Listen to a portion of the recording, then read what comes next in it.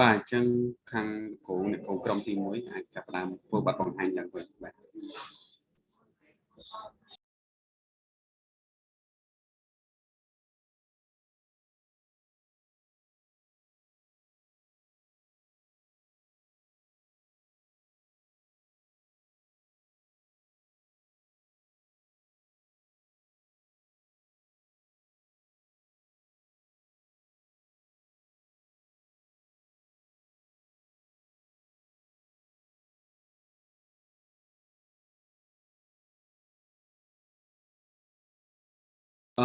បាទលោកគ្រូក្រុមទី1បាទសមាជិកក្រុមទី1មកត្រឡប់មកវិញនៅអាឡូបាទ សង្ហាបាទអាច share slide បាទ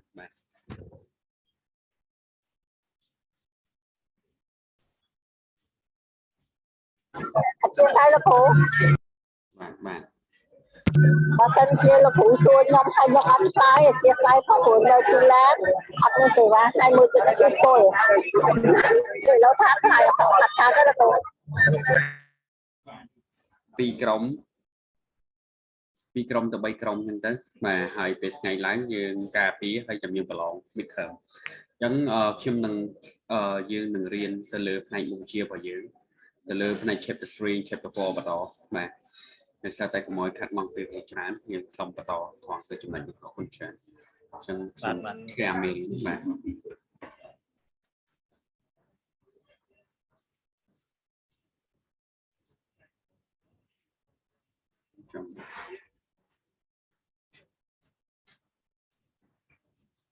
បាត់លីងវីដេអូទៅណាបាទចាំលេខ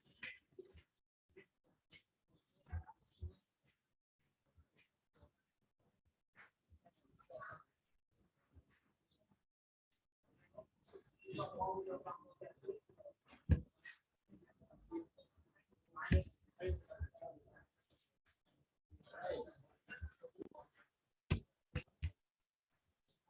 ាទលោកគ្រូអ្នកគ្រូមិញយើងបានសិក្សារួចទៅហើយពាក់ព័ន្ធជាមួយ what is job satisfaction and what are its implication យើងដឹងថាពាក់ព័ន្ធជាមួយនឹងទម្រង់បទមួយចំនួនគឺដូចនៅក្នុង diagram របស់យើងនៅខាងនេះចឹងខ្ញុំសូមធ្វើត្រឡប់ទៅបន្តិចបាទ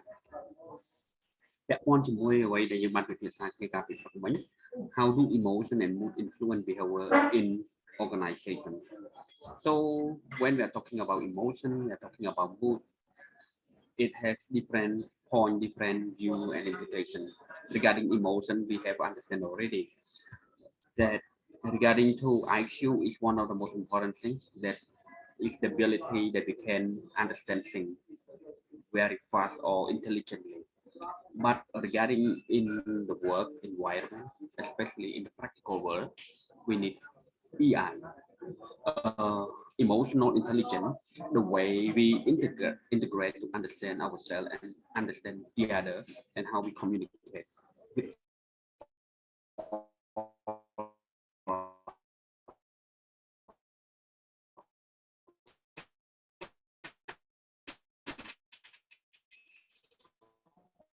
យើងនឹងថា EI គាត់អត់ទទួលជោគជ័យនៅក្នុងការងារដោយសារតែគាត់បកកែ IQ ប៉ុន្តែគាត់អត់បកកែ EI ចឹង emotional intelligence វាដើរតួនាទីយ៉ាងសំខាន់នៅក្នុងបរិបទនៃតថភាពនៃការងារជាក់ស្ដែងយើងស្វែងយល់អំពីអារម្មណ៍របស់យើងដឹងពីអារម្មណ៍របស់អ្នកដែលនៅជុំវិញខ្លួនយើងដែលធ្វើការជាមួយយើងឬក៏ថ្នាក់ដឹកនាំរបស់យើងចឹងយើងអាចហើយយល់ដឹងអំពីបរិបទទាំងអស់នោះហើយអាចធ្វើការដោយល្អនៅក្នុងការទំនាក់ទំនងចឹងពាក់ព័ន្ធជាមួយអ្វីដែលយើងហៅថា internal and external ឬក៏គេហៅថាពុទ្ធិគេហៅថាការយល់ដឹងអារម្មណ៍នៃពុទ្ធិការយល់វាក៏ជាផ្នែកដ៏សំខាន់មួយផងដែរនៅក្នុងផ្នែករបស់យើងគឺ internal និង external social emotion បាទ internal emotion social emotion ហ្នឹងវាជាផ្នែកមួយនិយាយថាផ្នែកខាងក្នុងនិងផ្នែកខាងក្រៅអញ្ចឹងចំណុចនេះគឺយើងក៏ត្រូវចងចាំផងដែរថានៅក្នុងអារម្មណ៍នៅផ្នែកខាងក្នុងរបស់យើងវាពាក់ព័ន្ធជាមួយនឹង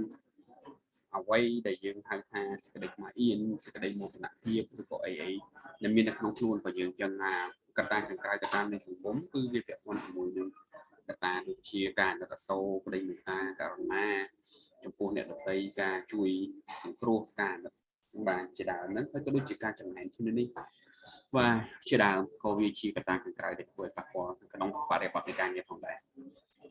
ញ្ចឹងពាក់ព័ន្ធជាមួយនឹង environment អញ្ចឹងយើងដឹងថានៅក្នុង organization នៅក្នុងឆាតទាំងអស់នេះវាកំណត់ថាតើអារម្មណ៍ហើយនឹង mood emotion របស់យើងអារម្មណ៍ហើយនឹងគេហៅថាmood Eric mood បាទចឹង mood ចឹងទៅខ្ញុំពិបាកបកប្រែ emotion ហើយ mood ហ្នឹងវាមួយជាអារម្មណ៍មួយគឺជាកម្មភាពដែលមើលឲ្យយើងឃើញចឹងវាភាពខុសគ្នារបស់យើងគឺយើងបានមើលរំលេចរួចទៅហើយនៅក្នុងវីដេអូខាងនេះបាទអញ្ចឹងយើងត្រឡប់មកវិញយើងមើលរូបភាពនេះតិចទៅណាមក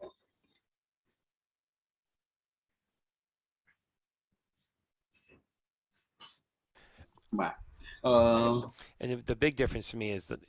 the amount of lasting. អញ្ចឹងចំណុច emotion និង mood វាខុសគ្នាហ្មងI was really angry when Professor Nifika criticized my presentation. Identify with the source, cause, tend to be brief, episodic, maniform and type, action-oriented, linked with behavior, and turn into a mood. Emotion can turn to a mood. What the difference thing? Oh, I just don't have the energy to do much today. I have feel down or weak.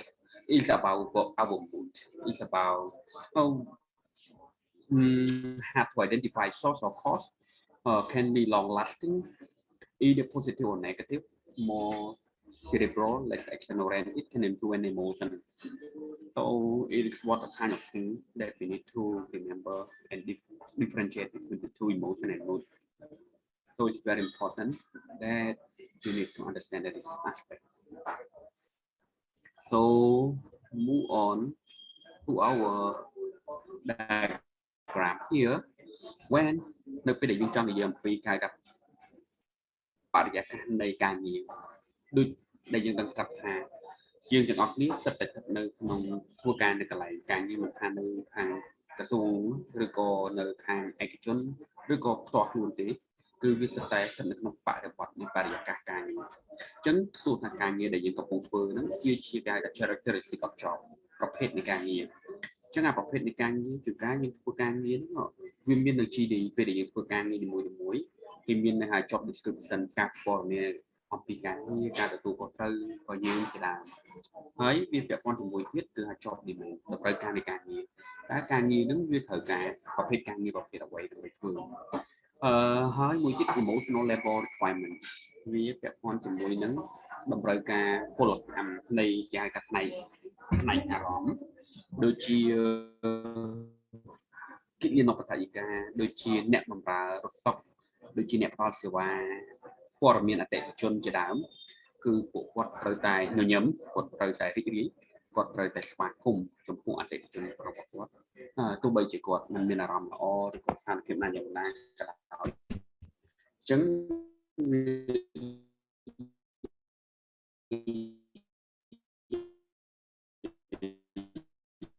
ក្នុងគេហៅថា emotional labor ហ្នឹងដែលតម្រូវឲ្យគាត់ត្រូវតែធ្វើវាត្រូវតែបំពេញវាព្រោះវាជា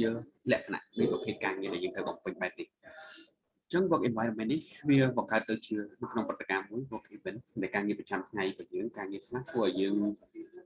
គេហៅថាมันស្ទុះទៅមុខវាជាឧបសគ្គវាធ្វើឲ្យយើងខំថយកម្លាំងចង់ការងារប្រហែលថ្ងៃហើយមួយទៀតគឺអាការងារមួយដែលជួយយើងជំរុញយើងវាកាន់តែរីកចម្រើនឡើងគឺថា uplift យើងជាប្រចាំថ្ងៃធ្វើយើង grow ជាប្រចាំថ្ងៃអញ្ចឹងវានៅក្នុងដំណាក់កាលរវាង work event នៅក្នុង emotional reaction រវាងថាយើងឆ្លើយតប positive និង negative គឺវាមាននៅគេហៅថាចំណុចមួយគេហៅថា personal predisposition personality and mood អញ្ចឹងលក្ខណៈបុគ្គលក៏ដូចជាអាកប្បកិរិយារបស់យើងវាអាចជះឥទ្ធិពលទៅលើ emotional reaction របស់យើងថា positive ក៏ negative ផងដែរក្រៅពីចំណុចទាំងអស់ហ្នឹងដែលបង្កើតទៅជាចំណុចទាំងអស់នេះអញ្ចឹង emotional reaction របស់យើងនឹងវាឆ្លុះបញ្ចាំងទៅលើ job satisfaction និង job performance អញ្ចឹងនៅពេលដែលយើងធ្វើការបានល្អយើងមានអតិថិជនអញ្ចឹងយើងទទួលនៅ positive okay ទៅ respond ក៏ដូចជា positive feeling មានអារម្មណ៍ថាមួយដែលយើងអាចបំពេញការងារសម្រាប់សមិទ្ធផលការងាររបស់យើងបានซึ่งធ្វើឲ្យយើងរីករាយជាមួយការងាររបស់យើងហ្នឹងបាទអញ្ចឹងវាអាចធ្វើឲ្យយើងហ្នឹងមានការលើកទឹកចិត្តឲ្យធ្វើការងារកាន់តែប្រសើរឡើងនេះក៏ជាផ្នែកមួយតើអា emotion និង mood ហ្នឹងវាជះឥទ្ធិពលទៅលើអាកប្បកិរិយានៅក្នុងអង្គភាពដោយរបៀបណាគឺតាម graphic chart នេះគឺអ្នកទាំងអស់គ្នាអាចយល់ដឹងអំពីបរិបទនៃ workflow នៃបុគ្គលិកម្នាក់ៗនិ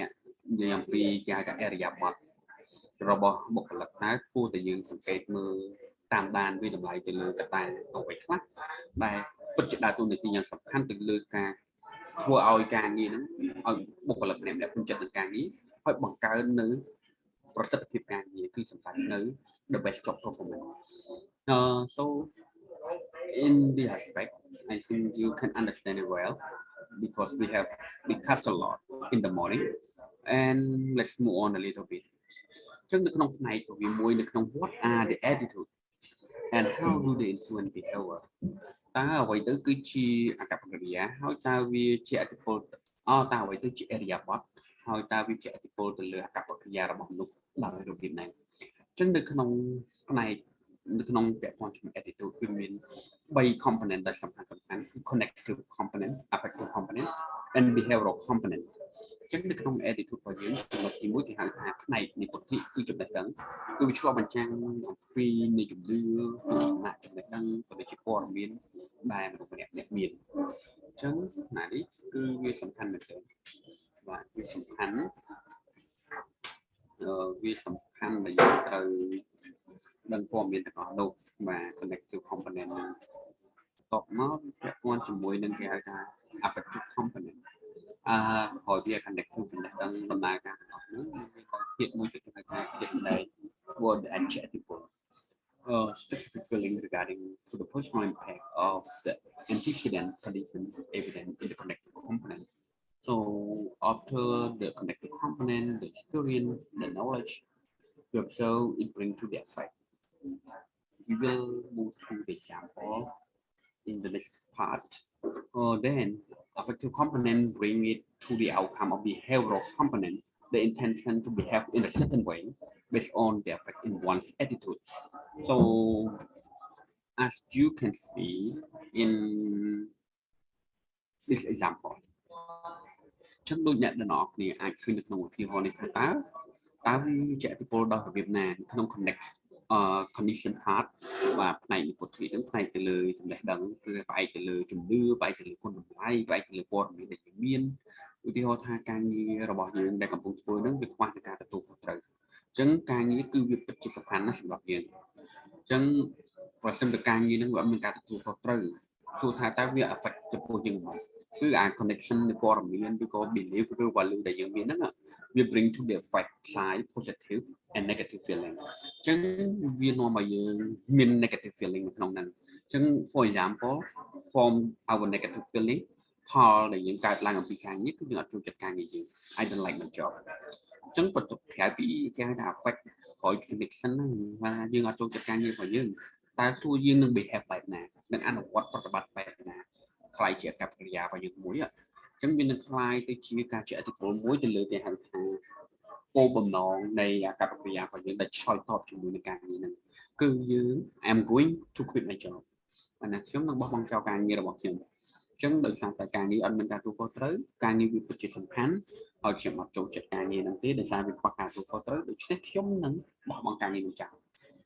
គឺវាចេញអំពីដំណាក់កាលមួយទៅដំណាក់កាលមួយអញ្ចឹង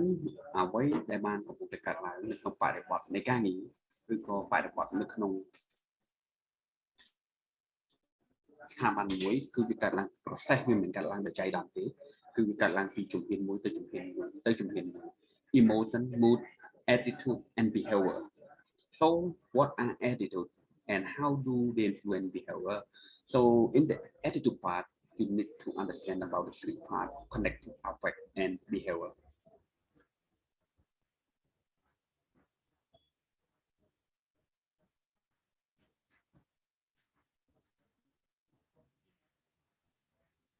Okay,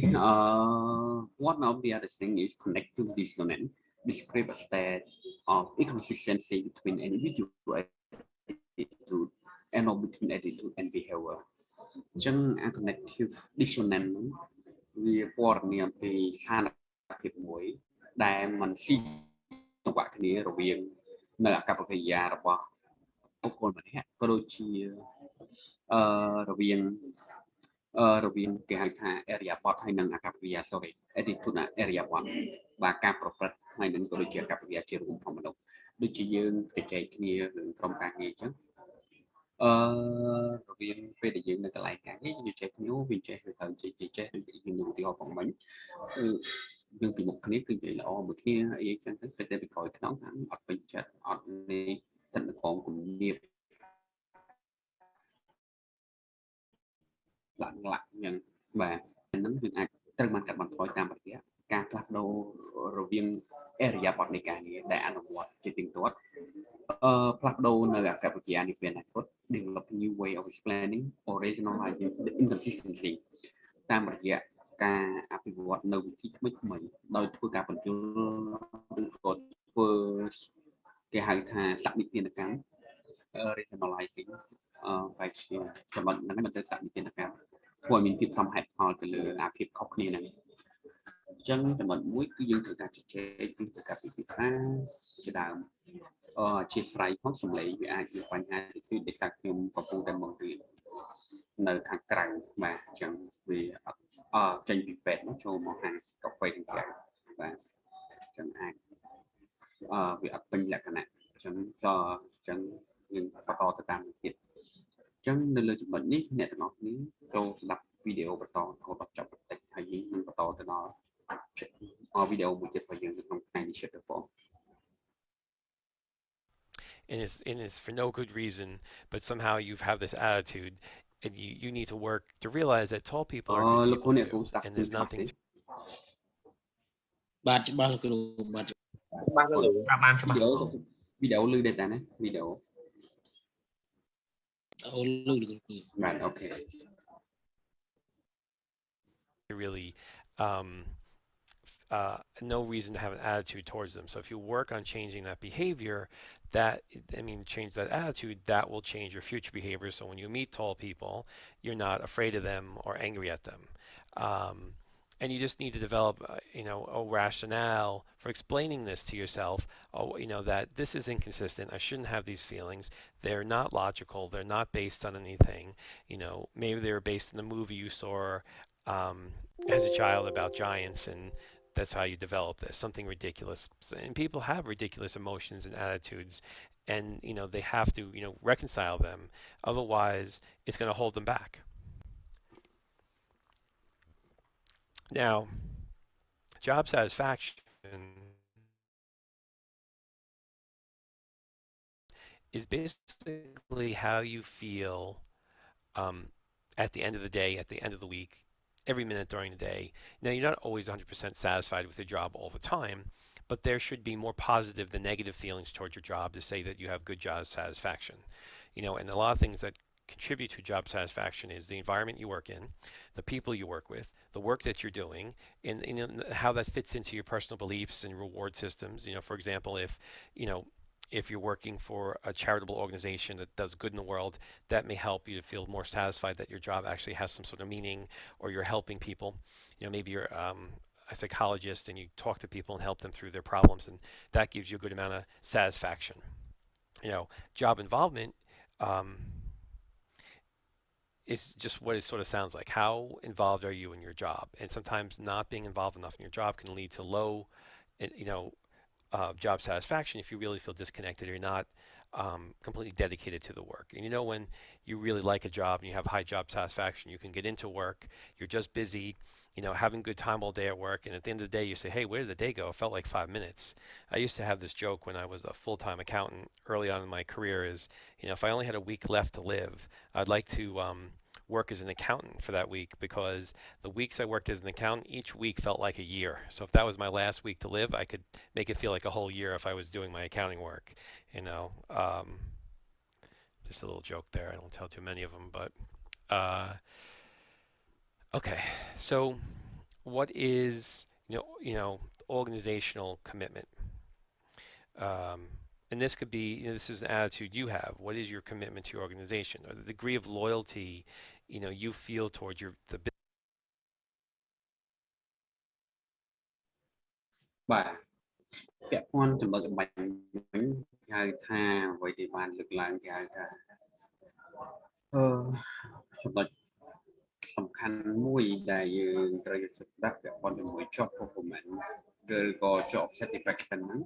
គឺវាមាន link មួយអា job involvement ការពាក់ព័ន្ធជាមួយនឹងការងារអញ្ចឹងអា job involvement ហ្នឹងគឺថាតើមនុស្សគឺ dedicate បាននឹងការបដិញ្ញាចិត្តលះបង់កម្រិតណាចំពោះការងាររបស់ខ្លួនតើគាត់ involve កម្រិតណាអញ្ចឹងនៅក្នុងការងារមួយចំនួនគាត់គ្រាន់តែធ្វើគេហៅថា on the daily basis ទៅលើគេហៅថាចំណុចមួយដែលស្តង់ដារមួយដែលបំពេញការងារប៉ុន្តែអ្នកខ្លះគាត់ dedicate លះបង់ពេលវេលាកម្លាំងកាយចិត្តរបស់គាត់ដើម្បីធ្វើការងារហ្នឹងឲ្យបានល្អឆ្លាស់ទោះបីជាការងារហ្នឹងมันតម្រូវគាត់ធ្វើទេ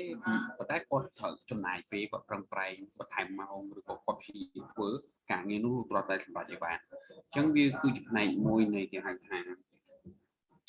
job satisfaction អញ្ចឹងតើយើង engage ចឹងដូចម្ដេចអញ្ចឹងនៅក្នុងបរិបទនៃការងារជាបទពិសោធន៍អញ្ចឹងគេព្យាយាមឲ្យកសាង teamwork គេព្យាយាម engagement engage all the stuff all together to understand the common vision of an organization. If we understand our vision and we are dedicated to our vision to achieve our goal as well as our objective set up in the management team, we can encourage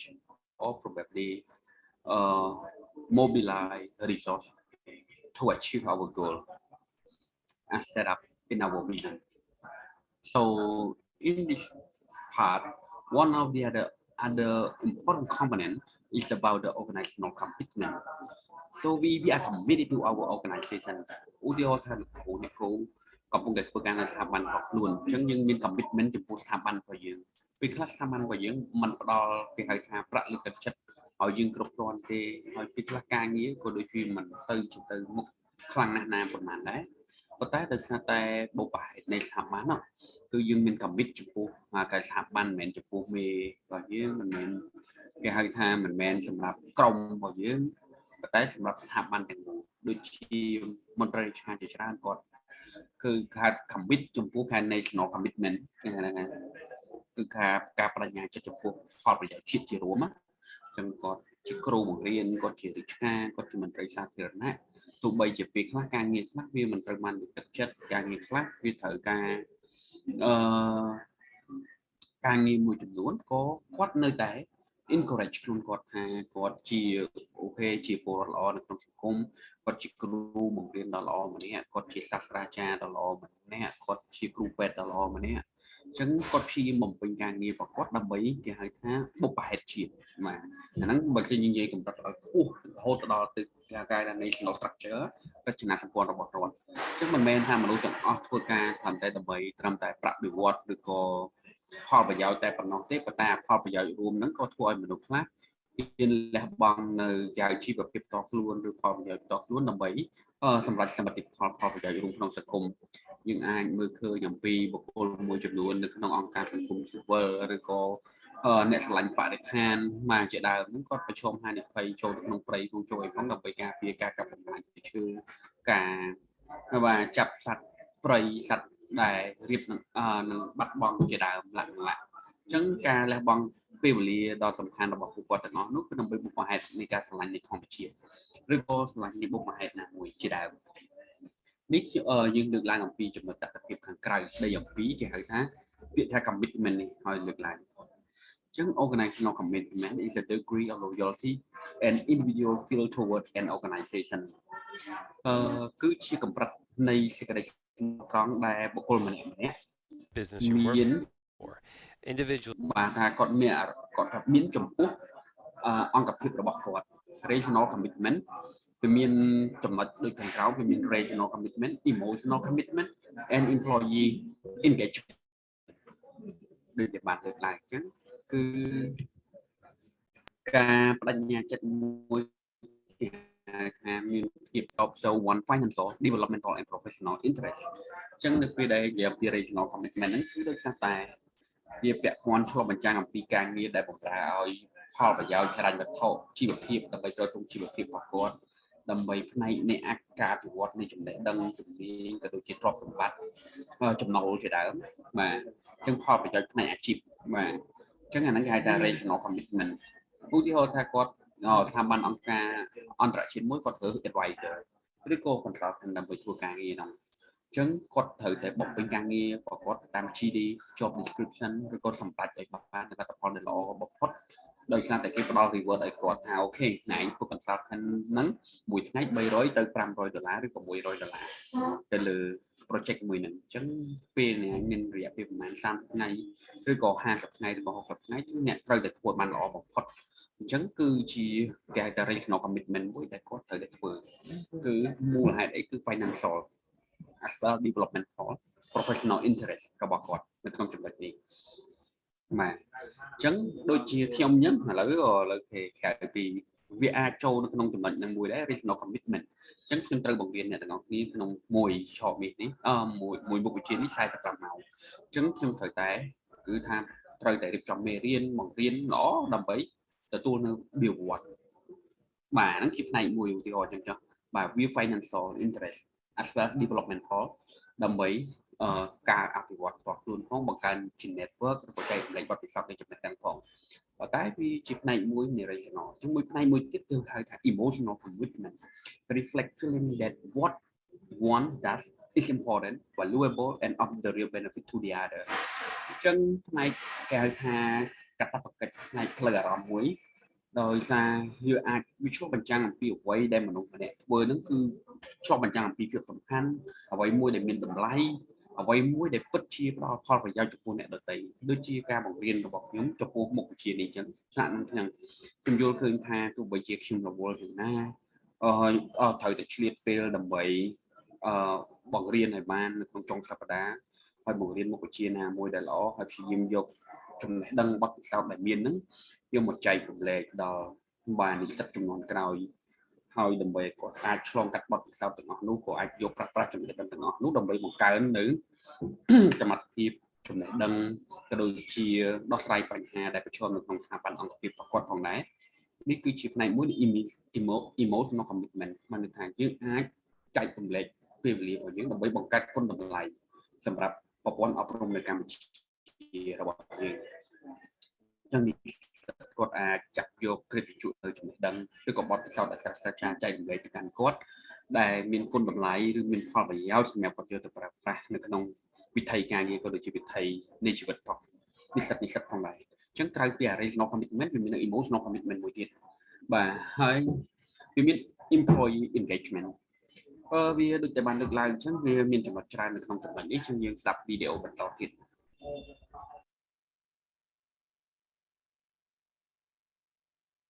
With a high organizational commitment identify closely and strongly with an organization and take pride in considering themselves a member of this company. Now, rational commitment reflects feelings that the job serves one's financial, developmental, and professional interests. That the job is, good for you because it's getting you where you need to go. An emotional commitment reflects the feelings that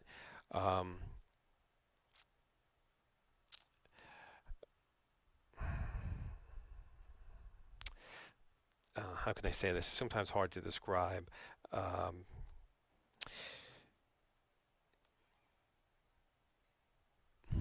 So, I mean, a rational commitment is what we were talking about before. It's more based on logic. An emotional commitment is more based on just raw emotions and how,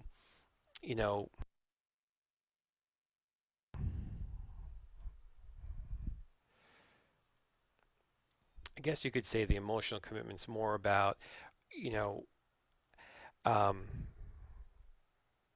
how your performance is affecting the company, is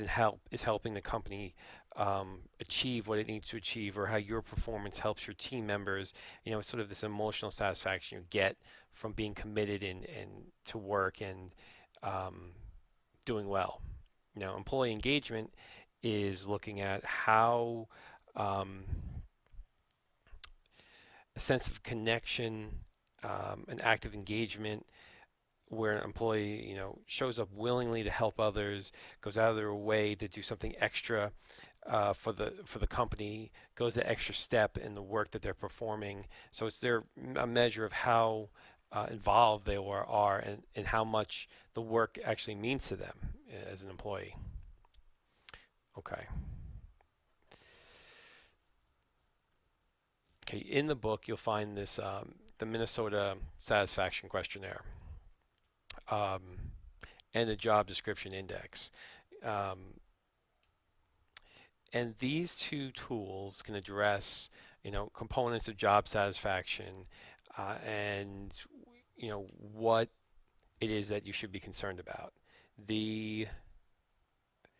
If you go into the PowerPoints for the class and you click on if you have the actual PowerPoints open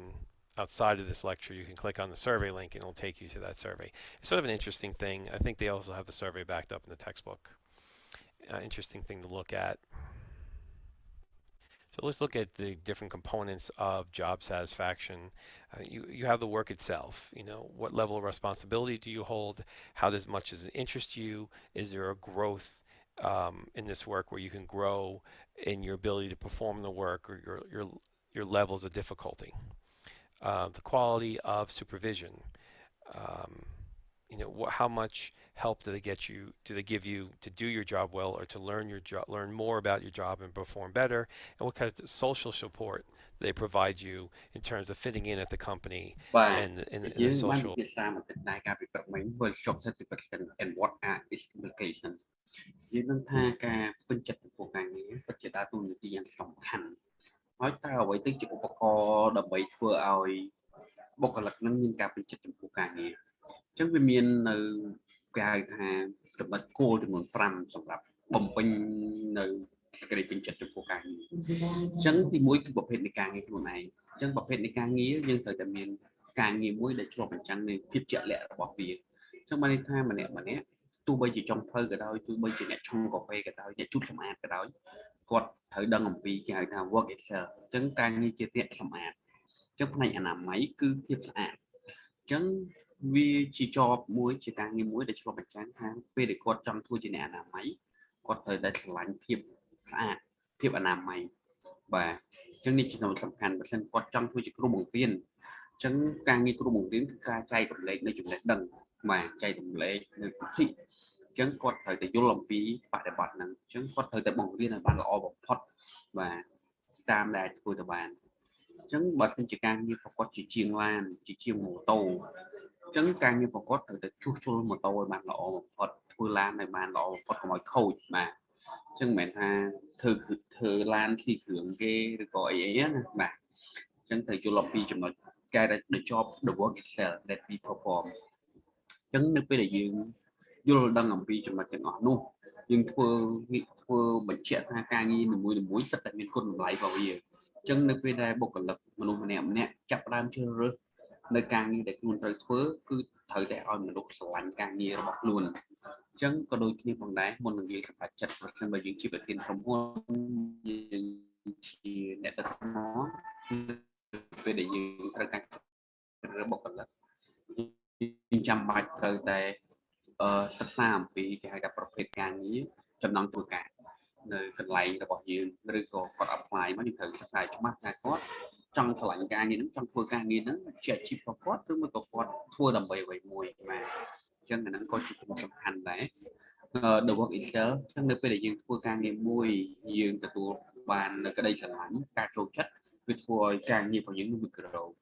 បាទអញ្ចឹងអាចជាប់ satisfaction ហ្នឹងវាកាន់តែពេញចិត្តឡើងយើងកាន់តែព្យាយាមធ្វើវាឲ្យល្អឡើងធ្វើឲ្យវាប្រសើរឡើងដូចជាគលាននបដ្ឋាយិកាអញ្ចឹង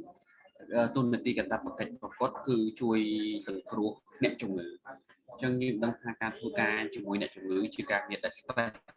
បំផុតដោយសារតែមានបញ្ហាព្រួយមានបញ្ហាជំងឺតម្កាត់នានាហើយមានក្តីកង្វល់ stress មែនទេប៉ុន្តែអ្នកដែលធ្វើការងារជាគលាននប ថាយិកាគាត់ត្រូវយល់អំពីការងាររបស់គាត់គឺជាអ្នកសង្គ្រោះបាទហើយចឹងធ្វើការងារប្របែបដែលជាជនរងគ្រោះដែលមានជំងឺដុំកាត់នេះជាដើមអញ្ចឹងនៅពេលដែលគាត់យល់អំពីគេហៅថា job function នៃមុខងារនៃការងាររបស់គាត់អញ្ចឹងគាត់ប្រកាសជាធ្វើការបានល្អអញ្ចឹងចំណុចមួយទៀតគឺពាក់ព័ន្ធនឹង quality of supervision គឺគុណភាពនៃការគ្រប់គ្រងអញ្ចឹង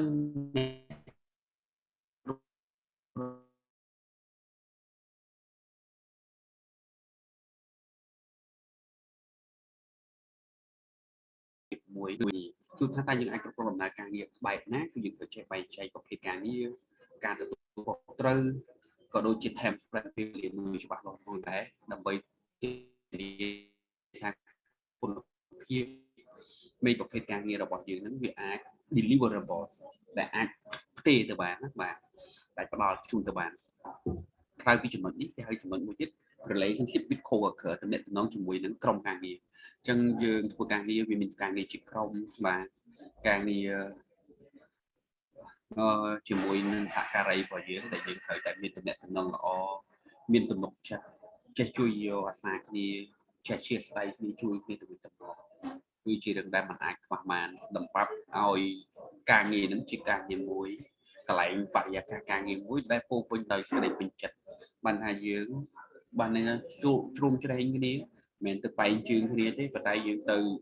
បំពេញឲ្យគ្នាទៅវិញទៅមកនៅក្នុងចំណោមសហការីរបស់យើង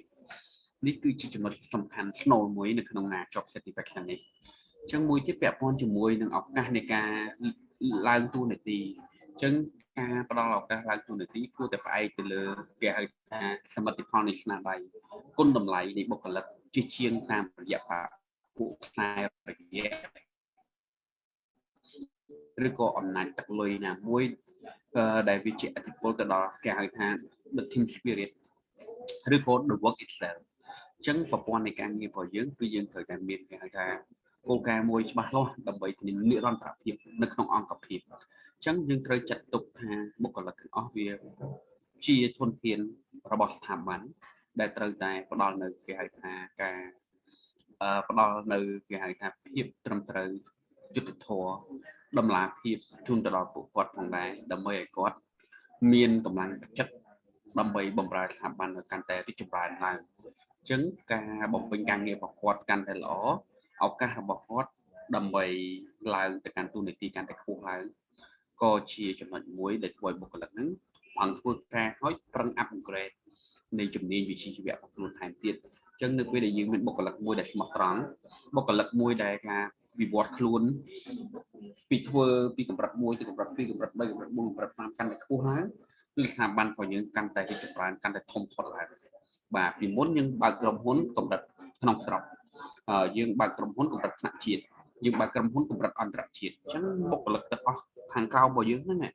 នឹងខ្លះពីយើងមានក្រុមហ៊ុនមួយយើងមានក្រុមហ៊ុន25ខេត្តក្រុងមាន25សាខាអញ្ចឹងបុគ្គលិកដែលធ្វើការចិត្តដិតជាមួយយើងទាំងអស់នោះគាត់ខ្លាយទៅជាប្រធានសាខាមួយក៏ក្រោយសាខាមួយគាត់មានសាខាក្រៅប្រទេសឧទាហរណ៍ដូចជាក្រុមហ៊ុនAklida Bank អញ្ចឹងគាត់ចាប់ដើមតាំងពីឆ្នាំ90ជាងមកពីសមាជិកប្រមាណអ្នកអត់ដល់10នាក់ផងជាអង្គការក្រៅរដ្ឋាភិបាលតាមរយៈការផ្ដល់កម្ចីឥណទានតិចតួចដើម្បីជួយដល់ប្រជាកសិករគាត់ពិវត្តពីអង្គការក្រៅរដ្ឋាភិបាលមកខ្លាយទៅជាមីក្រូហិរញ្ញវត្ថុខ្លាយទៅជាធនាគារដ៏ធំមួយនៅក្នុងប្រទេសកម្ពុជាអញ្ចឹងសមាជិកស្ថាបនិករបស់គាត់ទាំងអស់ហ្នឹងបានខ្លាយទៅជាអ្នកមានបានទទួលជោគជ័យទៅកាន់ទូនាទីធំដទៃទៀតហើយគាត់បង្កើតនៅឱកាសការងារជាច្រើនទៀតសម្រាប់មនុស្សជំនាន់ក្រោយនិងអ្នកដទៃទៀតដើម្បីសម្រាប់ចាក់ខុសវិស័យរួមរបស់ធនាគាររបស់គាត់នេះក៏ចង់និយាយអំពីសម្ដៅមួយគេហៅថា promotion opportunity reward pay អញ្ចឹងគឺថាកើតអីបានជាគាត់អាចរក្សានៅ maintain the people inside his circle ណាគាត់អាចរក្សាមនុស្សដែលប្រកែនៅក្នុងរង្វង់នៃអាជីវកម្មរបស់គាត់ដោយយ៉ាងដូចម្ដេចហើយតាក់ទាញអ្នកថ្មីយ៉ាងដូចម្ដេចគឺតាមរយៈការទូទាត់ប្រាក់រង្វាន់អញ្ចឹងអ្នកដែលចូលហ៊ុនពីមុនហ្នឹងគាត់បានទទួលគេហៅថា benefit ពី stock ពីហ៊ុនបានយ៉ាងច្រើនថ្លៃជួយអ្នកមានប្រាក់បៀវត្សខ្ពស់បាទជាដើមអញ្ចឹងវាធ្វើឲ្យអាស្ថាប័ននេះចេះតែ grow ចឹងគឺយើងឃើញថាឧទាហរណ៍ករណី China មិញហ្នឹងគឺគាត់មានបុគ្គលិករាប់ម៉ឺននាក់ទូទាំងប្រទេសមានសាខា25ខេត្តក្រុងហើយវាមានស្ទើរតែទៅដល់ថ្នាក់គ្រប់ឃុំទាំងអស់1600ឃុំជាងនោះបាទអញ្ចឹងវាមានច្រើនមែនទែនហើយដែលអាចបង្កើតការងារយ៉ាងច្រើនជូនដល់ប្រជាពលរដ្ឋនិស្សិតរបស់យើងអញ្ចឹងយើងឃើញថានេះវាជាផ្នែកមួយនៅក្នុងការបំពេញនៅ job satisfaction ការបានគេកាក់ខែល្មមទេប៉ុន្តែគេពេញចិត្តជាមួយនឹងធ្វើការនៅកន្លែងនោះធ្វើឲ្យមិនចេញគឺដោយសារតែមានផលប្រយោជន៍ឃើញទេគឺក៏មានប្រាក់លើកទឹកចិត្តមានការឡើងតំណែងទូនាទីអញ្ចឹងការឡើងតំណែងទូនាទីក៏រួមផ្សំជាមួយនឹងការដំឡើងនៃប្រតិវត្តដំឡើងប្រតិវត្តហើយបុគ្គលិកទាំងអស់នេះគេមានឱកាសខែទី13វគ្គខែជុំបិណ្ឌវគ្គខែចូលឆ្នាំវាមានវគ្គបេសកកម្មវាមានប្រាក់ shareholder ជាដើមដែលមានឱកាសវិនិយោគហើយដូចជាបុគ្គលិកអាចខ្ចីលុយធនាគារក្នុងអត្រាការប្រាក់មួយសំរុំជាដើមហ្នឹងទៅអាហ្នឹងគេហៅថាជាចំណុចមួយដែលគេអាច maintain the right people to do the right thing អញ្ចឹងនេះគឺជាចំណុចដ៏សំខាន់ដែលនិស្សិតទាំងអស់គ្នាជាពិសេសលោកគ្រូអ្នកគ្រូដែលរៀនបាទថ្នាក់អនុបណ្ឌិតនេះហើយយើងជាគ្រូបង្រៀនជាអីជាអ្នកធ្វើការផ្សេងអ្នកខ្លះក៏មាន master ហើយក៏មានក៏ថាបានដែរបាទអញ្ចឹងយើងរៀនដើម្បីយកទៅប្រើប្រាស់នៅក្នុងតថភាពជាក់ស្ដែងនៅក្នុងវិស័យការងាររបស់យើងអញ្ចឹងសូមស្ដាប់បន្តទៀត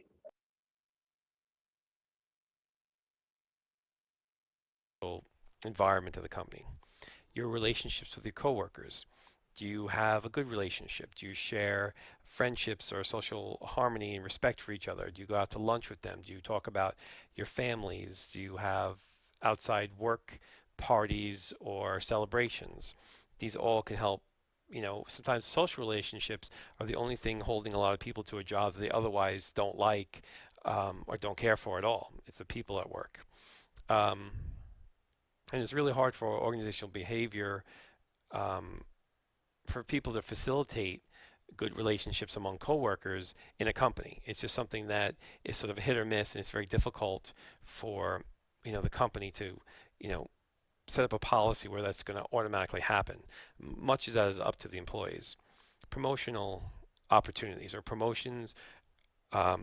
raises, things where you can advance your pay or your stature within the company. And I guess broken out of that, or you can think of separately, is just rewards pay, sort of a bonus. So not a typical annual raise, but more of a bonus or a commission for a job well done. So these are what we call the 5, I call them characteristics of job component, or things that employees can think about and rate separately about how they feel. I think the most important is really the work itself. That should be the most important. If you enjoy the work itself, that's going to be its biggest reward, because you can always have a good or bad supervisor. You could always have good or bad coworkers coming and going. And if you're in the job basically for the money and the promotions, that's not going to be very satisfying. Even if you consistently get, when I worked as an accountant, I wasn't really satisfied with that work or that job.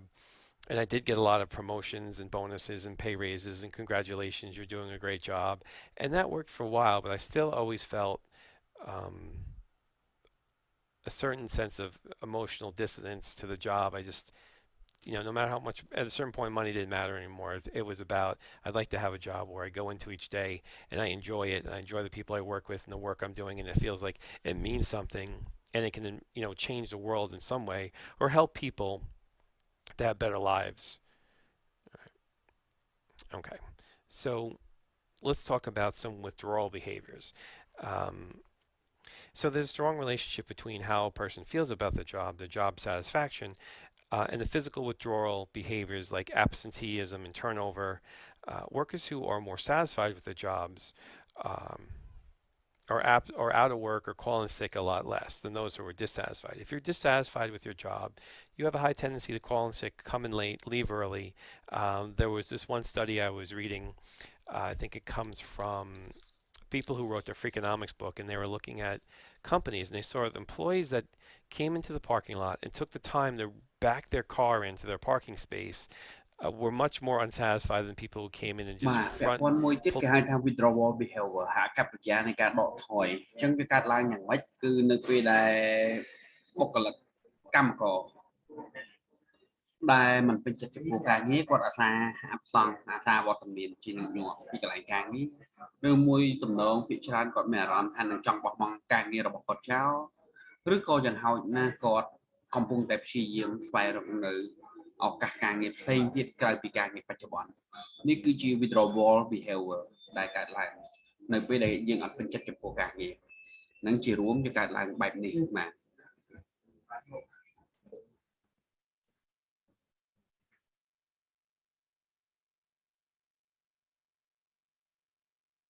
pulled their front into the parking space. And they were saying when they boiled this down, it was the fact that when the people got to work, they so much dreaded the job that they actually took the extra time and effort to back their car in. So when they leave the company, when it's time to go home, they can get out of that parking lot a few seconds faster. You know, which I thought was an interesting behavior. So, you know, satisfied workers, you know, if you can keep your workers satisfied, they'll work a lot longer, and it's always a benefit for companies. The longer you stay at a company, the more useful and valuable you become to the companies. But only satisfied workers tend to stay long. Dissatisfied workers tend to be unpredictable. They'll quit more often, look for other work while they're working, or just have general bad attitude during the day because, you know, and because of this bad attitude, they withdraw. They won't attend. They'll try to do the least, and maybe will shun themselves away from, you know, office birthday parties or events or outside of work events. And it can be a real burden, or downward drag on the emotions for everybody in the company that comes in contact with these people. All right. So if you do have a company where there's a lot of many people calling in sick a great deal of the time,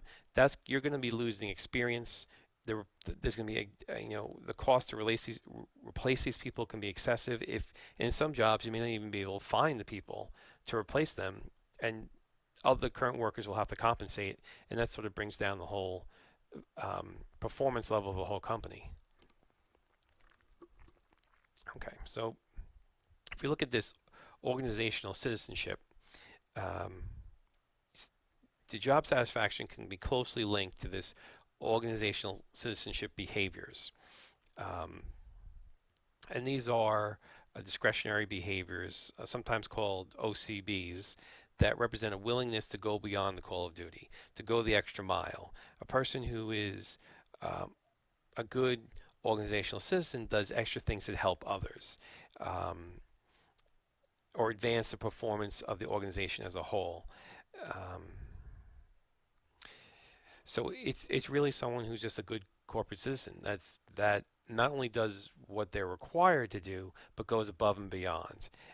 to help other people they're working with, to create stronger relationships, to take care of an upset customer or a team member, take on extra tasks when coworkers are ill or absent, willingness to volunteer for special committees or task force, voice, you know, try to put everything into a positive context and a constructive context. So these are the employees you definitely want to keep. Now, there are three theories between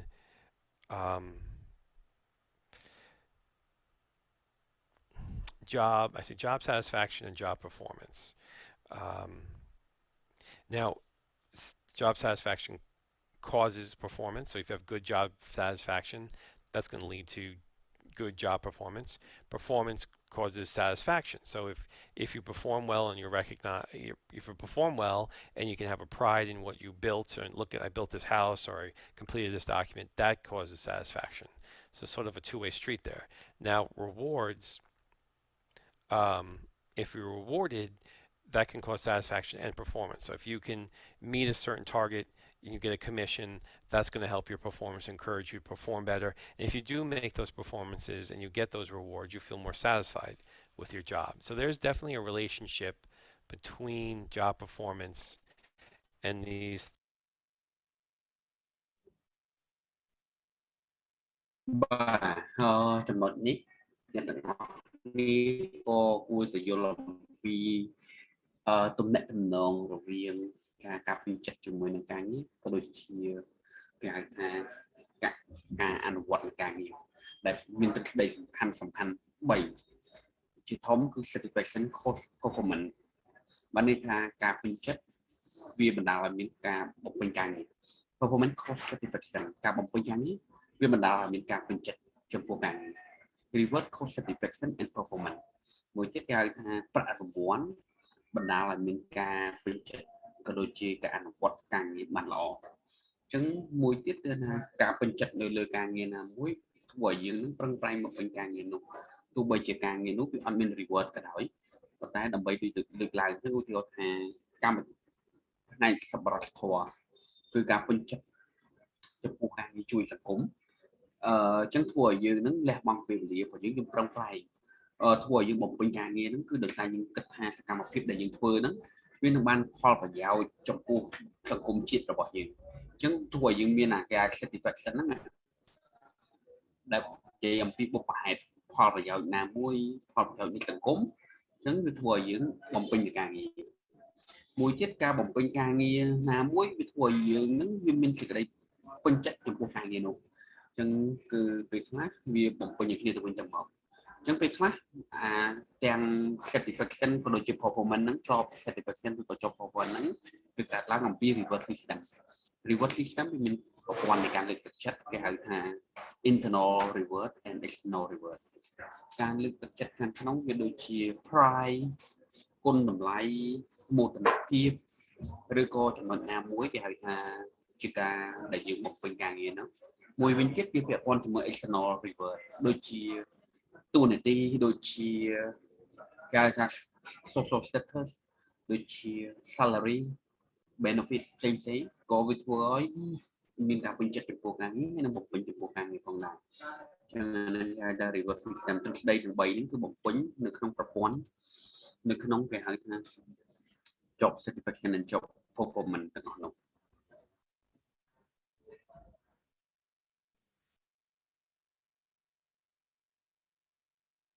3 sort of theories. Now, just to look at satisfaction causes performance for a second. If job satisfaction causes high levels of performance, the message to managers is clear: to increase employees' work performance to make them happy. Researchers have found that a simple and direct link between individual job satisfaction at one point in time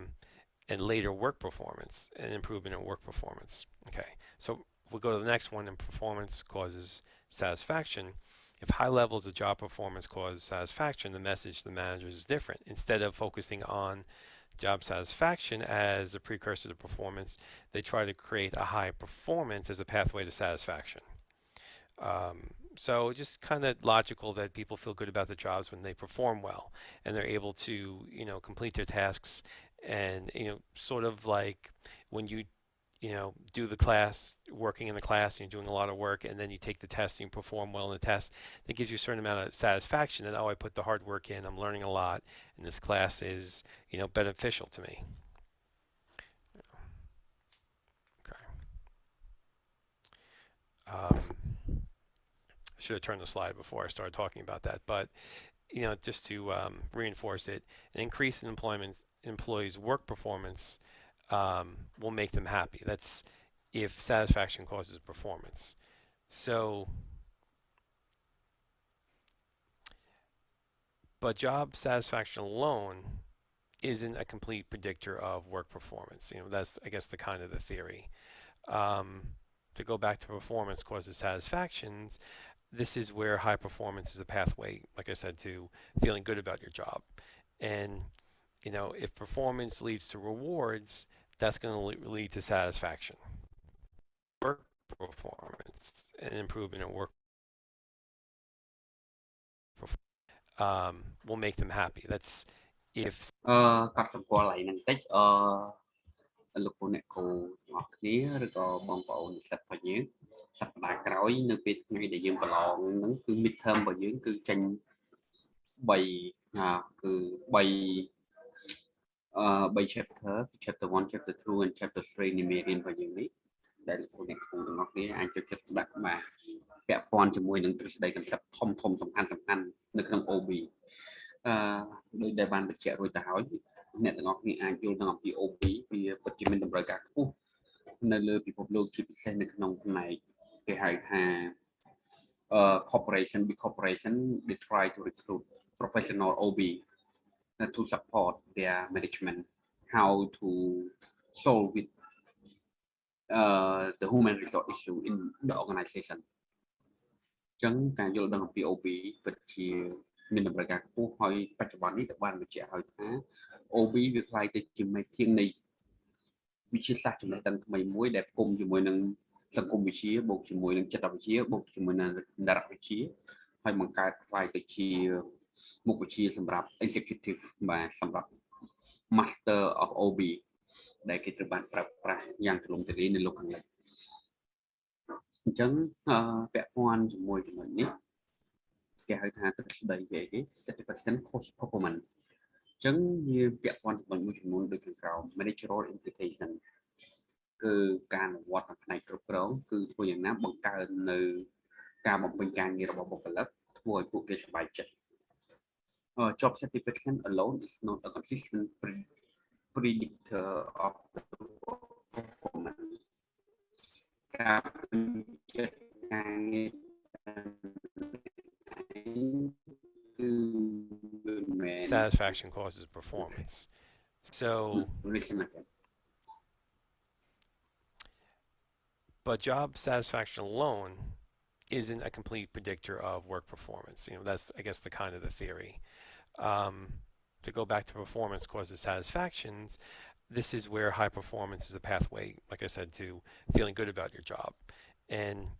you know, if performance leads to rewards, that's going to lead to satisfaction. But only if those rewards seem fair and equitable. You know, that they seem that the amount of performance, the amount of effort you put in, the results, that you're getting compensated fairly for it, you know, that it isn't that everybody in the office gets the same bonus, no matter what type of effort you put in. It really has to be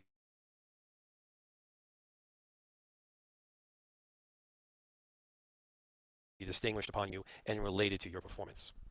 Okay. So if we look at a sort of a little flow chart, you know, performance equals, you know, you get rewards based on your performance, bonuses, commissions, and then if you proceed ក្នុងសង្គមវិទ្យាក៏ដោយនៅក្នុង model OB ក៏ដោយវាមាន flow chart របស់វាអញ្ចឹង performance ការបំពេញការងាររបស់យើងអញ្ចឹងការបំពេញការងាររបស់យើងវាធ្វើឲ្យមាននៅគេហៅថា value reward ការផ្ដល់នៅ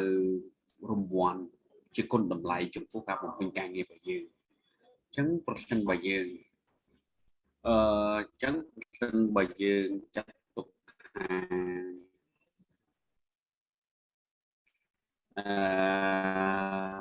រង្វាន់គេហៅថា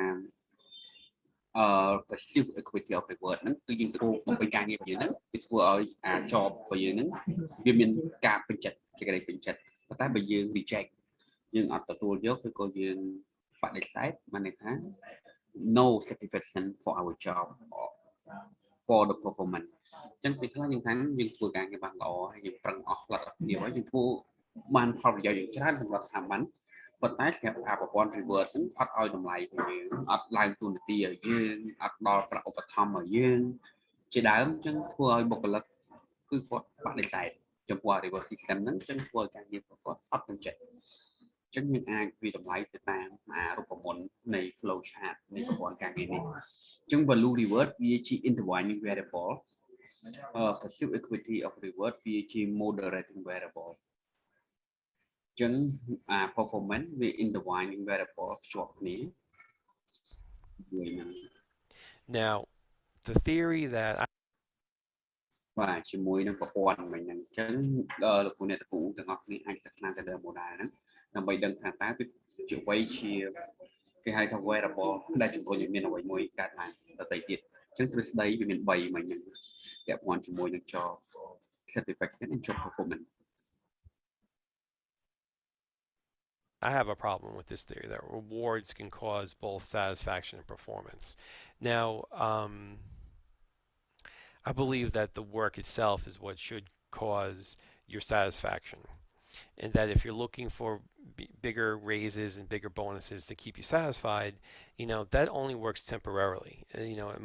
my past, and I talk to a lot of people, you get that raise or that bonus, and that feels really great. But a week later, you're back to feeling the way that you were feeling before. And if you're feeling unappreciated and and low job satisfaction before you get that bonus or raise, you may feel good that week, but you just think about this in your past. How long does that last before you're back to feeling dissatisfied again? So maybe it's a matter of how the awards are allocated. And if they're done, could there be a system where they can be done that produces better and longer lasting job satisfaction? Maybe, I'm not sure. So just something to think about. What do you think? If you won the lottery and you had one of those Powerball lotteries where you had $300 million in winnings, would you ever work again? If the answer is yes, you must have a high amount of job satisfaction. If the answer is, even with that money, I'd still work because I enjoy work for its sake of what I'm doing, I feel it's important. If your answer is no, I'd quit right away, you probably have a low job satisfaction. So, there's some people who work because they like that social aspect of the work, or they like the accomplishment work produces. And these can easily be replaced sitting at home watching The Price is Right. Okay, so that's the end of chapter 3. Later this week, we're going to move into chapter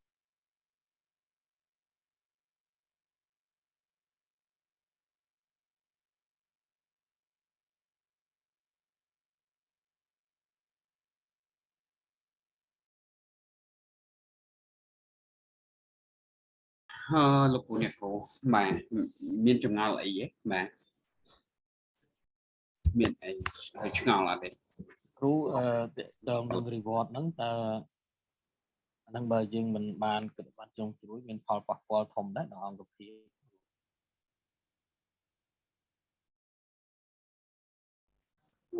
សំណួរម្ដងទៀតបាទលោកគ្រូតើតើនឹងរង្វាន់តែយើងមិនបានគិតតែបានច្បាស់លាស់ឬក៏បានខ្ញុំស្ដាប់អត់ឮបានលោកគ្រូ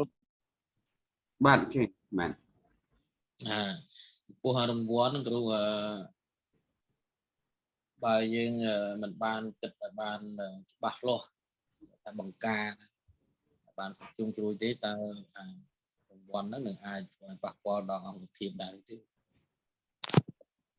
ប៉ះពាល់ធំតើreward system មាននឹងប៉ះពាល់អីគេមិនហ្នឹងនេះគ្រូអង្គភាពប៉ះពាល់ក្នុងប្រព័ន្ធអង្គភាពទេខ្ញុំស្ដាប់ទៅបានហ្នឹងប៉ុន្តែដូចយើងមានទ្រឹស្ដី3នៃនិយាយអំពី job satisfaction និង job performance ហ្នឹងបាទមួយទៀតថា reward ហ្នឹងវាបង្កើតទៅឲ្យមានការពេញចិត្តហើយនឹងការអនុវត្តការងារការបំពេញការងារអញ្ចឹងវាមាន3 satisfaction វាធ្វើមាន performance វានាំឲ្យមាន satisfaction មួយទៀតreward ហ្នឹងវាធ្វើឲ្យមានទាំង satisfaction ក៏ដូចជា performance អញ្ចឹងគួរថាតើវាយ៉ាងម៉េចដែរអញ្ចឹងនៅក្នុងប្រព័ន្ធការងារប្រកបណាស់reward system នេះគឺជាកត្តាដ៏ចម្បងដែលមនុស្សយើងដើម្បីជំរុញឲ្យមនុស្សធ្វើការងារឧទាហរណ៍ថាមនុស្ស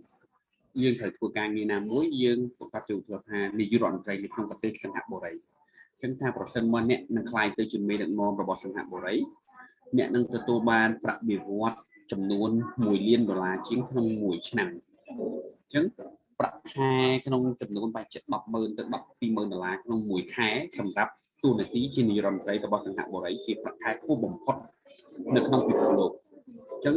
សួរថាតើតួនាទីរបស់អ្នកក្នុងនាមជាមេដឹកនាំនេះត្រូវធ្វើអីបាទអញ្ចឹងវាមានreward system ហ្នឹងគឺឡើងទៅដល់ហ្នឹងអញ្ចឹងតំណាងរាស្ត្រប្រមាណរដ្ឋមន្ត្រីប្រមាណអ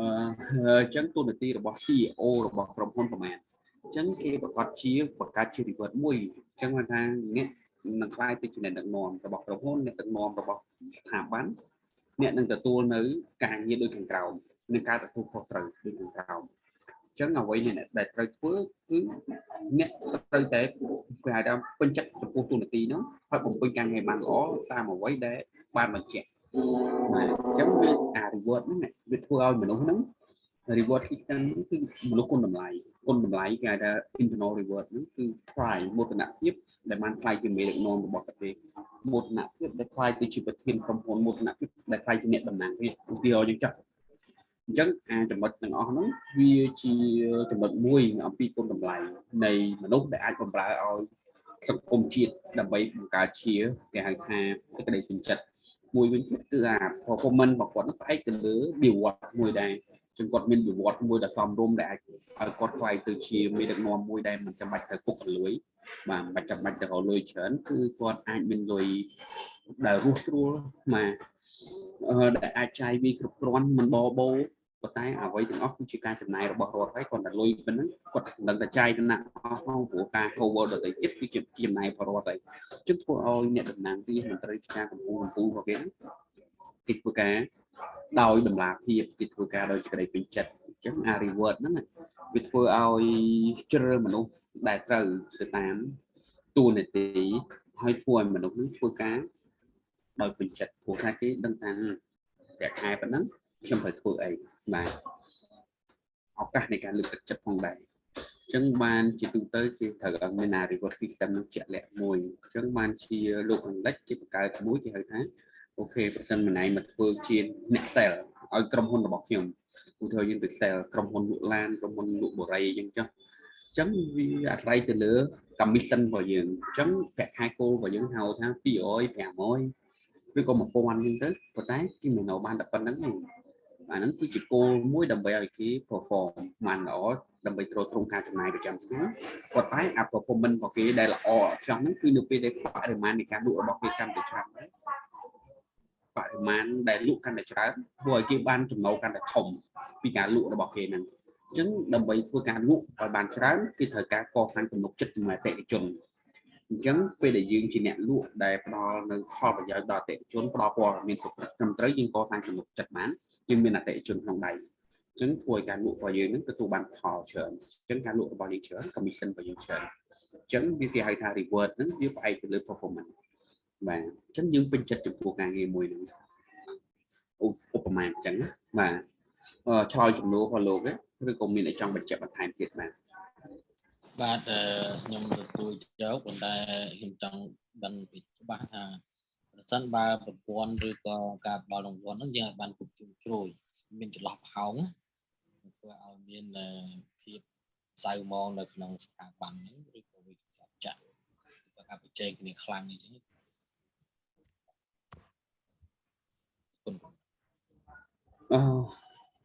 ដាច់បាទជួយបញ្ជាក់ម្ដងទៀតមើលបាទប្រព័ន្ធវ៉ាន់ហ្នឹងវាផ្ដល់ផលតាមទស្សនៈខ្ញុំថាវាមានផលវិជ្ជមានផងអវិជ្ជមានផងនៅក្នុងស្ថាប័នណាបាទប្រកាសណាបើយើងមានចន្លោះប្រហោងវានឹងនាំឲ្យមនុស្សហ្នឹងវាមានការប្រជែងគ្នាត្រឹមត្រូវបាទត្រឹមត្រូវអ្វីក៏ដោយវាជា dual គឺវាមាន aspect ពីរទោះបីជាធ្វើអ្វីក៏ដោយគឺវាតែងតែផលមានលទ្ធផលពីរបាទនៅថាវិជ្ជមាននិងអវិជ្ជមានបាទគ្រាន់តែយើងត្រូវព្យាយាម balance វាធ្វើយ៉ាងណាឲ្យមានផលវិជ្ជមានខ្ពស់បំផុតចំណុចអវិជ្ជមានទាបបំផុតដូចនៅក្នុងក្រុមហ៊ុនអញ្ចឹង maximize the profit minimize the cost អញ្ចឹងទ្រឹស្ដីសម្រាប់ក្រុមហ៊ុននីមួយៗគេហៅថាបង្កើនប្រាក់ចំណេញជាអតិបរមាកាត់បន្ថយថ្លៃដើមឲ្យបានទាបបំផុតបាទហ្នឹងគឺជា concept នៅក្នុង business ប្រសិនបើ concept នៅក្នុងវិជ្ជាការវិញវាអាចយើងនិយាយអំពីថា social benefit bring the highest social benefit and minimize the social cost មកន័យថាបង្កើននៅផលប្រយោជន៍សង្គមឲ្យបានជាអតិបរមាកាត់បន្ថយចំណាយសង្គមនឹងឲ្យបានទាបបំផុតបាទតាមរយៈស្អីគេការចំណាយផ្សេងអញ្ចឹងរដ្ឋឧទាហរណ៍ថារដ្ឋគាត់អាចមានលទ្ធភាពផ្ដល់បៀវត្សសំរុំជូនមន្ត្រីរាជការទៀតដោយសារតែនៅក្នុង government apparatus ដោយសារបុគ្គលិករដ្ឋមានច្រើនអញ្ចឹងសួរថាតើដើម្បីប៉ះទៅអា reward system របស់រដ្ឋជំនួសឲ្យបៀវត្សនោះតើគេត្រូវធ្វើអីគេត្រូវតែបង្កើតនៅហេដ្ឋារចនាសម្ព័ន្ធសង្គមប្រព័ន្ធអប់រំប្រព័ន្ធសុខាភិបាលប្រព័ន្ធគេហៅថាហេដ្ឋារចនាសម្ព័ន្ធសាធារណៈ ការធ្វើដំណើរទូនឈានបាទអញ្ចឹងកូនរបស់មនុស្សនៅក្នុងសង្គមហ្នឹងគាត់អាចទទួលនឹងការអប់រំមួយដែលមានគុណភាពមិនថាចាំបាច់ឪពុកម្ដាយទៅរកលុយឲ្យកូនរៀនសាលាល្អទេតែរដ្ឋត្រូវតែធានាគុណភាពអប់រំមួយដែលល្អសម្រាប់មហាជនទូទៅទាំងអស់ដោយសារតែពលរដ្ឋបានបង់ពន្ធជូនរដ្ឋអញ្ចឹងរដ្ឋត្រូវតែយកលុយហ្នឹងមកជ្រើសរើសមនុស្សដែលពូកែគ្រូបង្រៀនដែលពូកែដើម្បីផ្ដល់ការអប់រំត្រឡប់មកវិញនៅក្នុងសង្គមព្រោះវាជាកាតព្វកិច្ចរបស់រដ្ឋមួយទៀតគាត់ត្រូវតែធ្វើផ្ដល់នូវសេវាសាធារណៈដ៏ល្អប្រព័ន្ធគេហៅថាសោធននិវត្តន៍មួយឬក៏ប្រព័ន្ធសុខាភិបាលមួយដែលមន្ត្រីឆ្កាងទាំងអស់ហ្នឹងគាត់មានលុយគាត់មាន social security social welfare ដើម្បីជំនាញគាត់ពេលដែលគាត់អត់ការងារធ្វើអញ្ចឹងគាត់មានតែ social security fund ដូចលោកខាងលិចដែលគេអាចធ្វើទៅបានអញ្ចឹងប្រជាពលរដ្ឋនៅក្នុងសង្គមរបស់គេហ្នឹងគេមានការលើកទឹកចិត្តនៅក្នុងការធ្វើការងារគេមានគេហៅថាសន្តិសុខផ្នែកផ្លូវកាយនិងផ្លូវចិត្តបាទដើម្បីថាទោះបីជាអត់ពីខ្លួនទៅ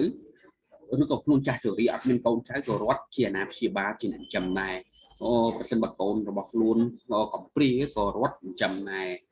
បាទជាទូទៅនៅស្រុកគេនៅលោកខាងលិចគឺកុមារកំព្រាហ្នឹងគឺទទួលបានផលប្រយោជន៍ជាងកុមារដែលមានឪពុកម្ដាយទៅទៀតដោយសារគេយល់ឃើញថាពួកគាត់ហ្នឹងខ្វះនៅភាពកក់ក្ដៅខ្វះនៅឪពុកម្ដាយអញ្ចឹងរដ្ឋជួយផ្ដល់នៅផលប្រយោជន៍ជាច្រើនទាំងការសិក្សាក៏ដូចជាប្រាក់ឧបត្ថម្ភដទៃទៀតអញ្ចឹងនៅក្នុងសង្គមបែបហ្នឹងវាខា reward system បែបហ្នឹងដែលវាធ្វើឲ្យសង្គមមួយហ្នឹងវាមានគេហៅថា harmonize ការសុខដុមរមណីយកម្មមានជំនឿចិត្តមកទៅលើសន្តិសុខរបស់សង្គម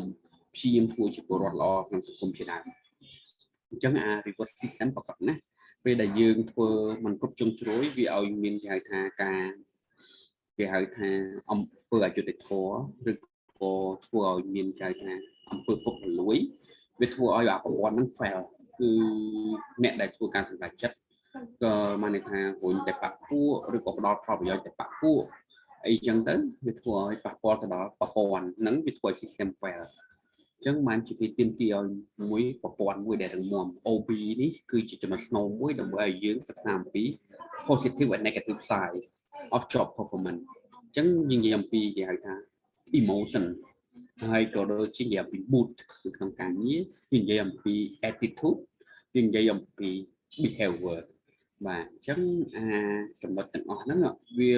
ជាឥទ្ធិពលទៅលើjob satisfaction ហើយនិង job performance របស់យើងចឹង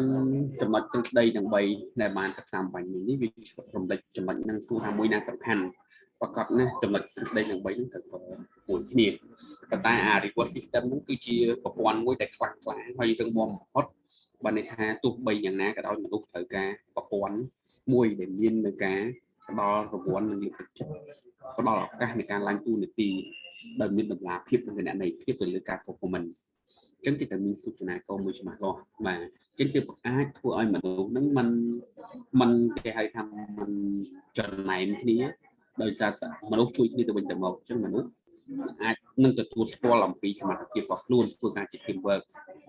បាទអញ្ចឹងមនុស្សมันបែកជើងគ្នាប៉ុន្តែបើសិនបើយើងធ្វើការមួយខ្វះនៅreward system ហ្នឹងអញ្ចឹង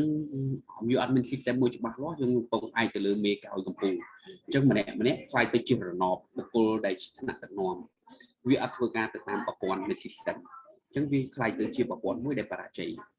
បាទអញ្ចឹងបានគេត្រូវការ reward system មួយដែលមានភាពច្បាស់លាស់មានភាពសុក្រឹតបាទហើយមាន flow process chart របស់វាលំហូរវាច្បាស់លាស់ឆ្លើយសំណួរផងលោកមករាឬក៏លោកគ្រូអ្នកគ្រូណាដែលបានសួរអំបញ្ញហ្នឹងបាទឬក៏ឆ្លើយមន្ទិលរបស់យើងបានទៅបាទទូបានគ្រូបាទលោកគ្រូអ្នកគ្រូដទៃទៀតមានសំណួរអីឬក៏មានយោបល់មកតែអីនៅក្នុងចំណុចនៃមេរៀននេះអាចចូលរួមបានបាទ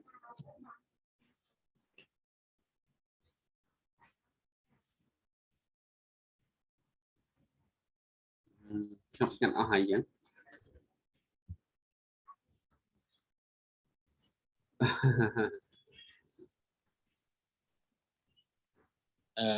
គ្រូបាទឃើញថា chapter ហ្នឹងយើងនិយាយពី emotion ណា emotion ឬ EQ នឹងច្រើន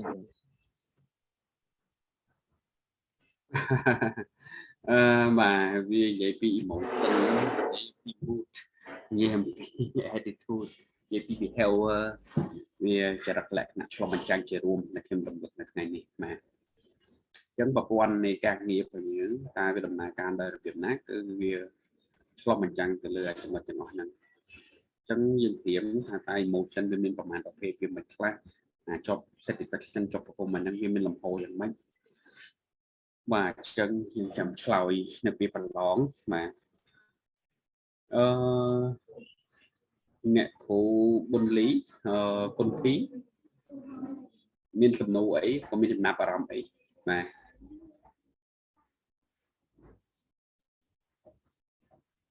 អ្នកគ្រូសកុនភីនៅហ្នឹងឯង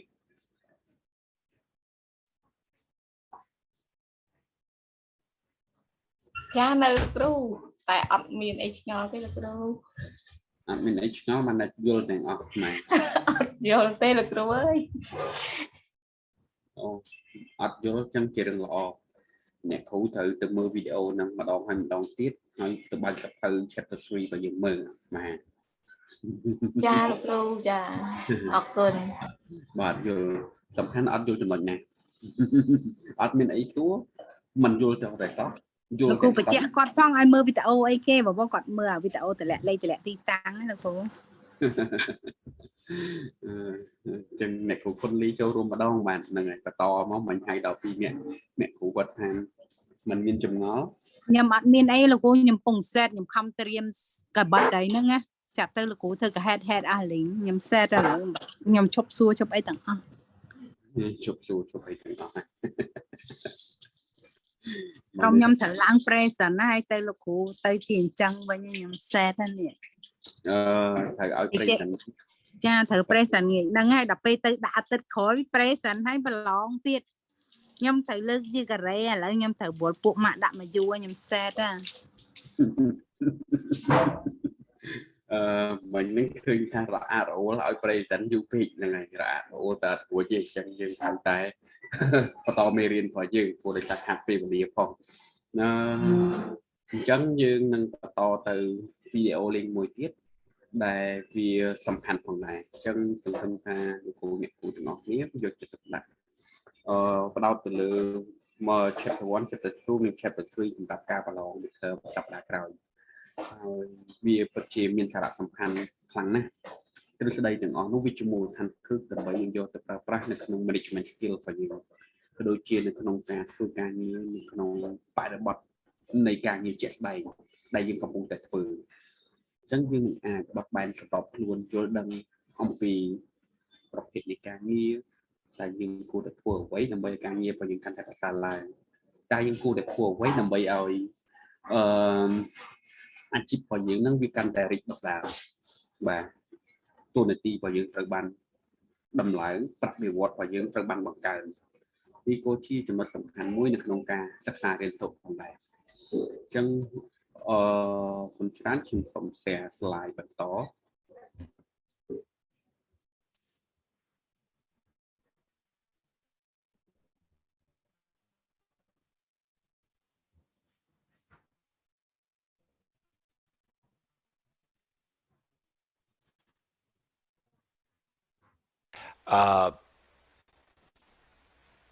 their employees' perceptions and how to improve perceptions of their employees to each other, from the corporation managers to employees and vice versa. The better they understand these topics, the more they can better integrate employees into their organization, help them learn and help them understand each other and the organization's goals. Now,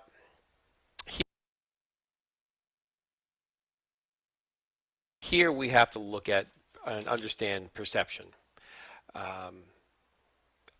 What are some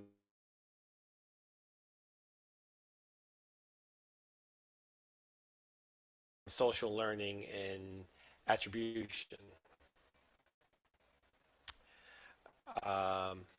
And also what's involved in learning in regards to reinforcement. So these are things that we're going to talk about in this chapter. Okay, so perception. It's basically a process people use to organize and understand the data and inputs that they're receiving in day-to-day life. So perception is a way of, it's a word where we're trying to organize and understand how people see things in their day-to-day lives. And different people have different perceptions. So the same event can occur, such as two people having an argument, and then later on when people talk about the argument, their perception of who started the argument, what was it about, the intensity, the threatening level, all these different things can vary among different people because they all have different perceptions of the event. Okay, so this is important to understand that not everybody sees things the way you see things. Not everybody interprets situations the same way you do. Understanding that will helpវាមាននៅ will help what you is to understand other perception people. តើអ្វីទៅគឺជា perception perception ចាំយើងបកប្រែខ្មែរបន្តទៀតទៅ perception ហ្នឹងបានន័យថាការទទួលយកការសន្មត់របស់យើងរបស់ម្នាក់ៗអញ្ចឹងនៅពេលដែលសួរថា when and how much this point were discussed during performance appraisal អញ្ចឹង SPA យើងហៅថា performance appraisal នៅពេលដែលយើងចង់ដំឡើងទូនាទីឬក៏យើងចង់ផ្ដល់រង្វាន់លើកទឹកចិត្តយើងចង់វាយតម្លៃទៅលើបុគ្គលិកថាតើគាត់បំពេញការងារឆ្លើយតបជាមួយនឹង job description របស់គាត់ responsibility របស់គាត់គ្រប់ហើយឬនៅតើគួរតែគាត់ត្រូវបានបញ្ឈប់ពីការងារឬក៏ត្រូវបានលើកទឹកចិត្តបន្ថែមឬក៏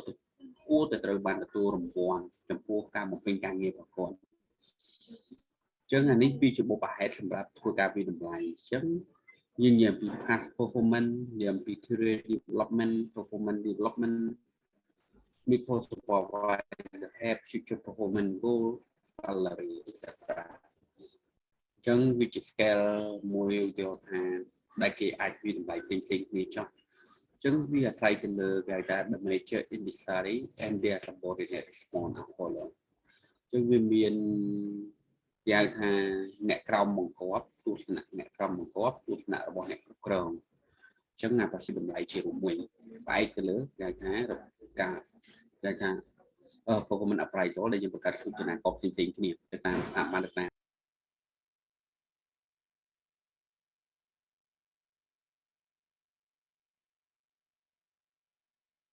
people.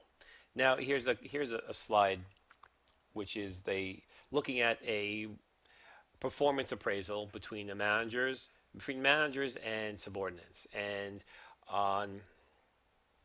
one side we have the subordinates perception and then we have the manager's perception. And you can see when you talk about past performance,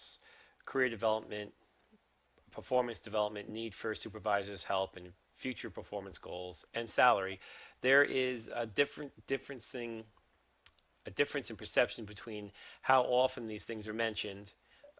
from the subordinate's point of view compared to the manager's point of view. So that you could see that when a manager, and you've all been in this situation before where you're in a performance appraisal, and you just really, the perception between what is said between the two, you feel like there's a gulf or a chasm between you and your manager, and they think they're giving you a perfectly fine performance appraisal that's appropriate and relative to your past year's work experience, and you're feeling that they're really lacking in what they need to talk about. So that could be why your perception of what's happening is going to be different from your manager's. Either way, it's just an interesting little study how they can be. Usually what corporations and organizations worry about is the perception difference between their upper level employees and lower level employees. Okay, so when you look at this picture, what do you see? And think about it for a second. Now, of course, you're probably ahead of me and you're thinking that there's two different things to perceive here, and there is. Some people perceive a white goblet. Some people perceive two faces talking to each other. So which of the two did you perceive first? Things can sometimes, by different people, see different things in situations than others, and then you always have to be aware of that. It's sort of just a little example.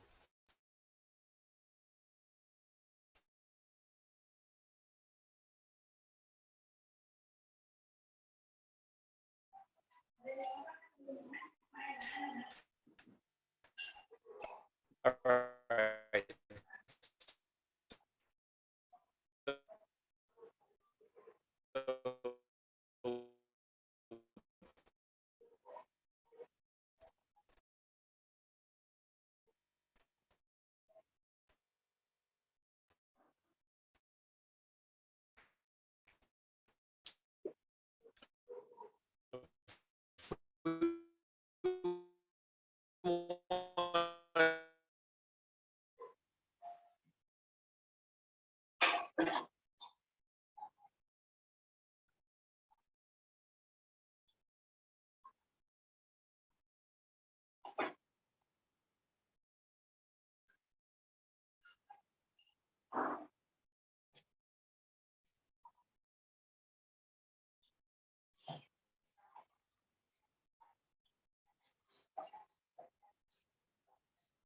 The car out for a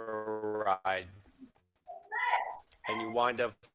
before you know it, you think that you're driving to work, even though you meant to drive the other way.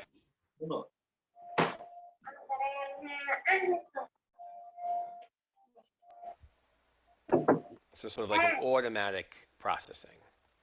Okay. So that's basically two types of selective screening. There's a controlled processing where you're deciding on what it is you want to focus on, and there's an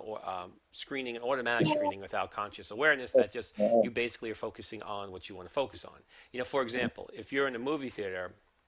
and you're focusing on the movie so much, you kind of lose sight.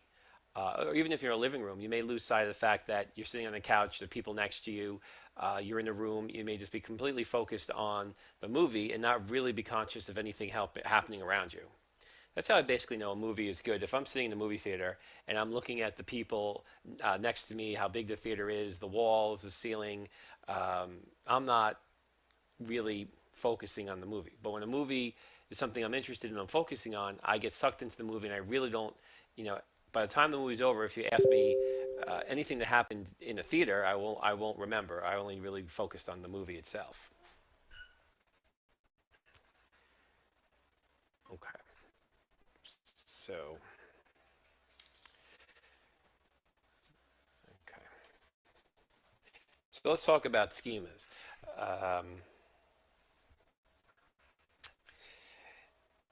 So even though selective screening takes place in the attention stage, it's still necessary for us to organize information efficiently, and this is done to some extent through schemas. And these are cognitive frameworks representing organized knowledge developed through experience about a concept or stimulus. We commonly use script schemas, person schemas, and person and situation schemas when we talk about this. So what is a script schema? It's an understanding or a pre-knowing of a framework. And it's an appropriate sequence of events that would happen in a given moment. You know, for example, experienced manager would use a script schema to think about the appropriate steps involved in running a meeting. So a self schema contains information about a person's own appearance, behavior, personality. You know, people who decisiveness schemers tend to perceive themselves in terms of that aspect, especially in circumstances calling for leadership. All right. Now we also have a person schema, which refers to the way individuals sort through, put others into boxes. Or into groups in terms of their perceived features. So, you know, sort of you go to a school and you're in a school and you say, okay, I'm going to put these people in the teacher's box, these people in the fifth grader's box, these people in the fourth grader's box. ចឹងយើងដើម្បីមើលវីដេអូបន្តទៀតឬក៏អានមេរៀនបន្តទៀតគឺអ្នកទាំងអស់គ្នាមើលអាកន្លែងនេះអាកន្លែងពាក់ព័ន្ធជាមួយ stack of perception process ចឹងនៅក្នុងសភៅពុំរបស់យើងគឺវាមាន process របស់ការបញ្ចូលវាមាន case study នៅក្នុងកម្រិតក្រុមហ៊ុនធំៗជាដើមចឹង stack of perception process នេះគឺវាជាទ្រឹស្ដីទេប៉ុន្តែនៅក្នុងបរិបទនៃជាក់ស្ដែងគឺវាមាន visibility ទៅតាមនឹងប៉ុន្តែវាជារួមគឺវាមកនៅថាដូចក្នុងវីដេអូអញ្ចឹងក៏ក្នុងសភៅរបស់យើងក៏វាឆ្លុះបញ្ចាំងយ៉ាងដែរគឺវាពាក់ព័ន្ធជាមួយនឹង influence factor កត្តាដែលជាឥទ្ធិពលទៅលើដំណាក់កាលនៃការហៅថាទទួលសន្មត់ឬក៏ទទួលយកអ្វីមួយហ្នឹងគឺវាមាន influence factor អញ្ចឹង influence factor វាមានច្រើនបាទអញ្ចឹង influence factor វាមាននៅកត្តាពេលខ្លះយើងអាចប្រសិនបើនៅក្នុងកម្រិតថ្នាក់ជាតិវិញកម្រិតនយោបាយឬក៏កម្រិត scale ធំពីយ៉ាងពី pastel ការបរិយាកាសខាងក្រៅហើយនិងបរិយាកាសខាងក្នុងនៅក្នុងកម្រិតជីវកម្ម pastel គេហៅថា political factor កត្តានយោបាយកត្តានយោបាយវាមានកត្តានយោបាយថ្នាក់ជាតិកត្តានយោបាយថ្នាក់តំបន់ដែលវាជាឥទ្ធិពលទៅលើការតែ perception នៅក្នុង society មួយហ្នឹងទៅលើឧទាហរណ៍ទំនុកចិត្តរបស់វិនិយោគិនទំនុកចិត្តរបស់មហាជនទៅលើអ្វីមួយថាហ្នឹងគេនិយាយពីទ្រឹស្ដី perception political factor គេអាចឆ្លុះបញ្ចាំងអំពីគេហៅថាមនោគមវិជ្ជានយោបាយទម្រង់នៃការគ្រប់គ្រងរដ្ឋវាមាននៅអញ្ចឹង political ideology បាទជាដើមចំណុចនេះវាជាកត្តាមួយដែលជាឥទ្ធិពលទៅលើ aspect of perception មួយទៀតគេហៅថា economic condition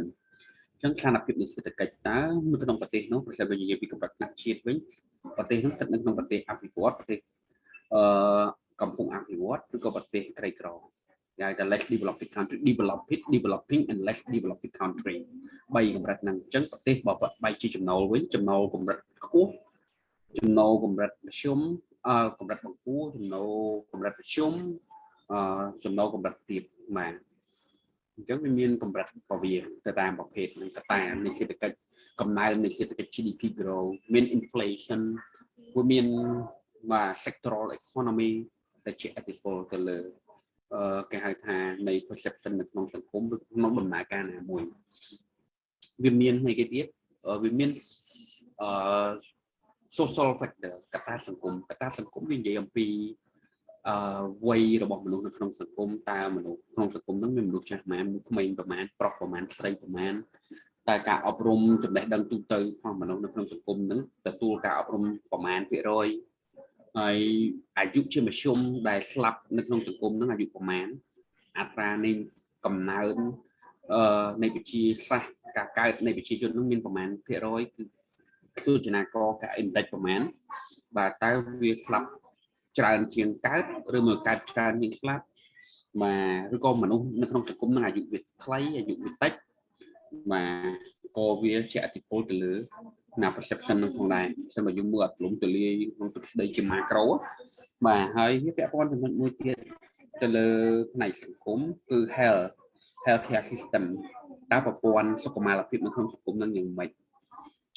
social security សន្តិសុខសង្គមមិន unemployment rate មកជាដើមអញ្ចឹងអត្រាអ្នកឆ្លងជំងឺនៅក្នុងសង្គមអត្រាមរណភាពក៏ជាកត្តាមួយនៃសង្គមកត្តាអប់រំក៏ជាកត្តាក៏ជាផ្នែកមួយនៃការឆ្លុះបញ្ចាំងនៃបញ្ហាកត្តាសង្គមផងដែរក្រៅពី social factor វាមានអីគេទៀតវាមាននៅT ហ្នឹងគឺតំណាងឲ្យគេហៅថា technology បាទ pastel political economic social and technology បញ្ហាបច្ចេកវិទ្យាក៏ជាឥទ្ធិពលមួយផងដែរទៅលើការ perception នៅក្នុងសង្គមអញ្ចឹងបច្ចេកវិទ្យាកាន់តែរីកចម្រើនវាធ្វើឲ្យការទទួលព័ត៌មានហ្នឹងកាន់តែទូលំទូលាយអញ្ចឹងបច្ចេកវិទ្យាវាមានថាចំនួនគេវាស់វែងដោយ index access to internet access to telephone បាទអញ្ចឹងនៅក្នុងប្រជាពលរដ្ឋ 1000 នាក់តាមមនុស្សមានអ៊ីនធឺណិតប្រើប្រាស់ប្រមាណអ្នកគេថា broadband ឥឡូវហ្នឹងដោយសារតែ mobile phone វាដើរតួនាទីសំខាន់ពីមុនគេវាស់វែងទៅលើ broadband អញ្ចឹងដើម្បីយើងចង់ដឹងទិន្នន័យហ្នឹងយើងទៅមើលលើទិន្នន័យរបស់ ITC ទៅលើគេថាអីគេ internet ក្នុងស្ថាប័នមួយគណយុទ្ធទូរគមនាគមន៍ព័ត៌មានវិទ្យានៃក្រសួងប្រៃសណីយកម្ពុជាយើងឃើញចំនួនណាអ្នកដែលប្រើអ៊ីនធឺណិតមានចំនួនប្រមាណអ្នកប្រើទូរស័ព្ទប្រមាណក្រុមហ៊ុនទូរស័ព្ទមានប្រមាណក្រុមហ៊ុនអ៊ីនធឺណិតខ្សែ broadband ប្រមាណ 3G 4G 5G អញ្ចឹងទៅកម្រិតល្បឿនរបស់វាអញ្ចឹងអាហ្នឹងគេនិយាយអំពី internet penetration គឺ absorption of technology មួយទៀតគេហៅបើសិនយើងមើលក្នុងវិស័យជំនួញវិញតើ e-commerce platform នៅក្នុងប្រទេសហ្នឹងវារីកចម្រើនដល់ណាបាទ e-learning អីជាដើមនៅក្នុងការទំនាក់ទំនងក្នុងសង្គមអញ្ចឹងយើងដឹងថាបច្ចេកវិទ្យាដើរតួនាទីយ៉ាងសំខាន់នៅក្នុងការកំណត់ perception មួយផងដែរក្រៅពី technology វាមានអីគេទៀតវាមាននៅ environment បាទ e តំណាងឲ្យ environment បរិស្ថានកត្តាបរិស្ថានការប្រែប្រួលអាកាសធាតុបាទអញ្ចឹងវាធ្វើឲ្យប្រទេសមួយវាស្ថិតនៅក្នុងស្ថានភាពមិនរីងស្ងួតសេដ្ឋកិច្ចប្រទេសហ្នឹងគឺប្រឈមនឹងហានិភ័យដោយសារតែការប្រែប្រួលនៃអាកាសធាតុការរាំងស្ងួតឬមួយក៏ដោយសារតែទឹកជំនន់ឬក៏អីគ្រប់ធម្មជាតិការរំជួយដីខ្យល់កន្ត្រាក់ព្យុះស៊ូណាមីអីជាដើមហ្នឹងក៏វាជាកត្តាមួយដែលប៉ះពាល់ទៅដល់លើគេហៅថា perception របស់ individual ឬក៏ perception របស់ organization ផងដែរនៅក្នុងដំណើរការរបស់ខ្លួនមួយទៀតគឺចុងក្រោយគឺកត្តាច្បាប់ legal factor អញ្ចឹងប្រទេសមួយដែលមានច្បាប់រឹងមាំហើយមិនងាយនឹងប្រែប្រួលមិនហាក់ថាតម្រូវគឺវាធ្វើកសាងនៅទំនុកចិត្តរបស់វិនិយោគិនកសាងនៅទំនុកចិត្តនៅក្នុងប្រព័ន្ធនៃសង្គមអញ្ចឹងគេឲ្យតម្លៃទៅលើគេថា social justice យុត្តិធម៌សង្គមមនុស្សម្នាក់ទទួលសិទ្ធិស្មើគ្នាក្នុងការកាត់ក្តីដោយស្មើភាពគ្នានៅក្នុងប្រព័ន្ធតុលាការទទួលបានការកាត់ក្តីដោយត្រឹមត្រូវសេរីយុត្តិធម៌ជាដើមហើយក៏ដូចជាការធានាផលប្រយោជន៍របស់វិនិយោគិនរបស់មហាជនដូចជាច្បាប់រស់រានមានជីវិតច្បាប់សិទ្ធិសេរីភាពច្បាប់ទៅលើជំនឿសាសនាច្បាប់ទៅលើក្នុងការធ្វើការសម្រេចចិត្តច្បាប់នៅក្នុងការចូលឈ្មោះជាតំណាងអ្នកតំណាងធ្វើជាប្រធានក្រុមហ៊ុនក៏ធ្វើជាអ្វីជាដើមខ្លះបាទអញ្ចឹងកត្តាច្បាប់ភាពគេរឹងមាំនៃច្បាប់វាធ្វើឲ្យសង្គមមួយមានស្ថិរភាពផងដែរយកយើងពងឲ្យស៊ីសុខស្រាប់តែបង្កើតច្បាប់មួយមកអាជីវកម្មរបស់យើងដួលរំក្រាំងអញ្ចឹងទីចង់ឲ្យមានគេហៅថាកត្តាលើច្បាប់មួយច្បាស់លាស់និងរឹងមាំនៅក្នុងសង្គមអញ្ចឹងបានជាគេទាមទារឲ្យមានប្រព័ន្ធតុលាការអញ្ចឹងតុលាការគេមានច្រើនទម្រង់នៅពេលដែលអាជីវកម្មឆ្លុះមានចំនួនជាមួយគ្នាតែគេទៅរកតុលាការអីគេមិនទៅរកតុលាការព្រហ្មទណ្ឌទេគេទៅរកតុលាការពាណិជ្ជកម្មដើម្បីដោះស្រាយចំនួនអញ្ចឹងបញ្ហានៅក្នុងស្រុកខ្មែររបស់យើងមានចំនួនគឺពាណិជ្ជកម្មរវាងក្រុមហ៊ុនធំឬរវាងក្រុមហ៊ុនជាមួយរដ្ឋាភិបាលគេទៅផ្ដល់គ្នានៅសិង្ហបុរីទៅចឹងនៅប្រព័ន្ធមួយទៀតគេតែប្តឹងគ្នាទៅក្នុងមីហ្គាអញ្ចឹងរដ្ឋាភិបាលអាចប្តឹងចាញ់ឬក៏ឈ្នះអីហ្នឹងទៅបាទអញ្ចឹងវាជាចំណុចមួយដែលយើងអញ្ចឹងប្រសិនបើកត្តាខាងក្នុងនៅក្នុងផលិតកម្មវិញគេហៅថា internal factor ចឹង internal factor ដែលវាជាឥទ្ធិពលទៅលើ perception របស់បុគ្គលិកឬ perception ជារួមនៅក្នុងដំណើរការនៃការងារនោះវាមាននៅកត្តាខាងក្នុង production factor វាមាននៅ input វាមានអីគេវាមាន raw material វាមាន labor force វាមាន capital ដើមទុនបច្ចេកវិទ្យាដើម្បីផលិតនៅផលិតផលទាំងអស់នោះឬក៏សេវាកម្មទាំងអស់នោះឲ្យចេញជាដំណើរការកត្តាខាងក្នុងនឹងកាយទាំងអស់នោះបង្កើតទៅជា stack of perception ហើយវាបែងចែកជា attention selection ការយកដាក់ការជ្រើសរើសណាមួយការគ្រប់គ្រងការបកស្រាយក៏ដូចជាការឆ្លើយតបការដកថយណាមួយចំណុចទាំងអស់នោះវាคล้ายទៅជា schema script ក្នុងចំណុចហ្នឹងមកហូនคล้าย response feeling thinking or acting យើងមានអារម្មណ៍ថាមោទនភាពនៅក្នុងសង្គមឬក៏យើងមានមោទនភាពថាដូចជាមានអារម្មណ៍ថាដូចអត់ច្បាស់លាស់ថាតើអនាគតការងាររបស់យើងមិនសង្គមរបស់យើងយ៉ាងម៉េចអញ្ចឹងវាការគិតហើយការឆ្លើយតបដោយរបៀបណាចំពោះ perception process នេះអញ្ចឹងអ្វីដែលខ្ញុំចង់បញ្យល់អ្នកទាំងអស់គ្នាគឺមុនដំណើរការទាំងអស់ហ្នឹងតើ variable सूचนาករសំខាន់ហ្នឹងយើងយកមកកណនាគ្រប់ជ្រុងជ្រោយទេអញ្ចឹងជាទូទៅនៅក្នុងក្រុមហ៊ុនអាជីវកម្មធំនៅលើពិភពលោកមុននឹងគេបណ្ដាក់ទុនទៅបើករោងចក្រនៅក្នុងប្រទេសណាមួយ vì chỉ long term investment cái thời gian quy định lại sắp xa quân khu cho bạn luôn ông thìចំណុចខ្លាំងចំណុចខ្សោយឱកាសនឹងហានិភ័យក៏ដូចជាយុទ្ធសាស្ត្រឆ្លើយតបថាតើគេគួរតែរកស៊ីនៅក្នុងការរឿងគេហៅថា OB ដែលយើងចង់និយាយអំពីសម្ដៅទៅថា Organizational Behavior កប្បកិរិយានៃអង្គការចាត់តាំងនៅក្នុងសង្គមប្រទេសហ្នឹងក្រុមហ៊ុនរបស់ក្រុមហ៊ុនប្រទេសហ្នឹងដំណើរការដោយរបៀបណាអញ្ចឹងបានជាគេអាចរៀបចំ strategy គឺហៅថាយុទ្ធសាស្ត្រហក់ចូលទៅក្នុងទីផ្សារយុទ្ធសាស្ត្រក្នុងការប្រកួតប្រជែងបាទនៅក្នុងតំបន់អញ្ចឹងគេមាន human resource strategy មាន financial investment strategy វាមាន product marketing strategy ដើម្បីឆ្លើយតបជាមួយនឹងការប្រែប្រួលនៃតម្រូវការនៅលើទីផ្សារក៏ដូចជាបរិយាកាសនៃការងារផងដែរអញ្ចឹងចំណុចនេះខ្ញុំធ្វើការសង្ខេបទៅលើចំណុចសំខាន់ប៉ុណ្ណឹងហើយអ្វីដែលត្រូវបន្ថែមទៀតគឺយើងត្រូវទៅមើលមេរៀនរបស់យើងតែខ្ញុំនិយាយជារួមគឺក្តោបនៅទ្រឹស្ដីសំខាន់ទាំងអស់ហើយនៅក្នុងប្រព័ន្ធ macro បាទអញ្ចឹងយើងមានសំណួរអីទៀតមុននឹងសម្រាប់បាទលោកគ្រូអ្នកគ្រូជឿ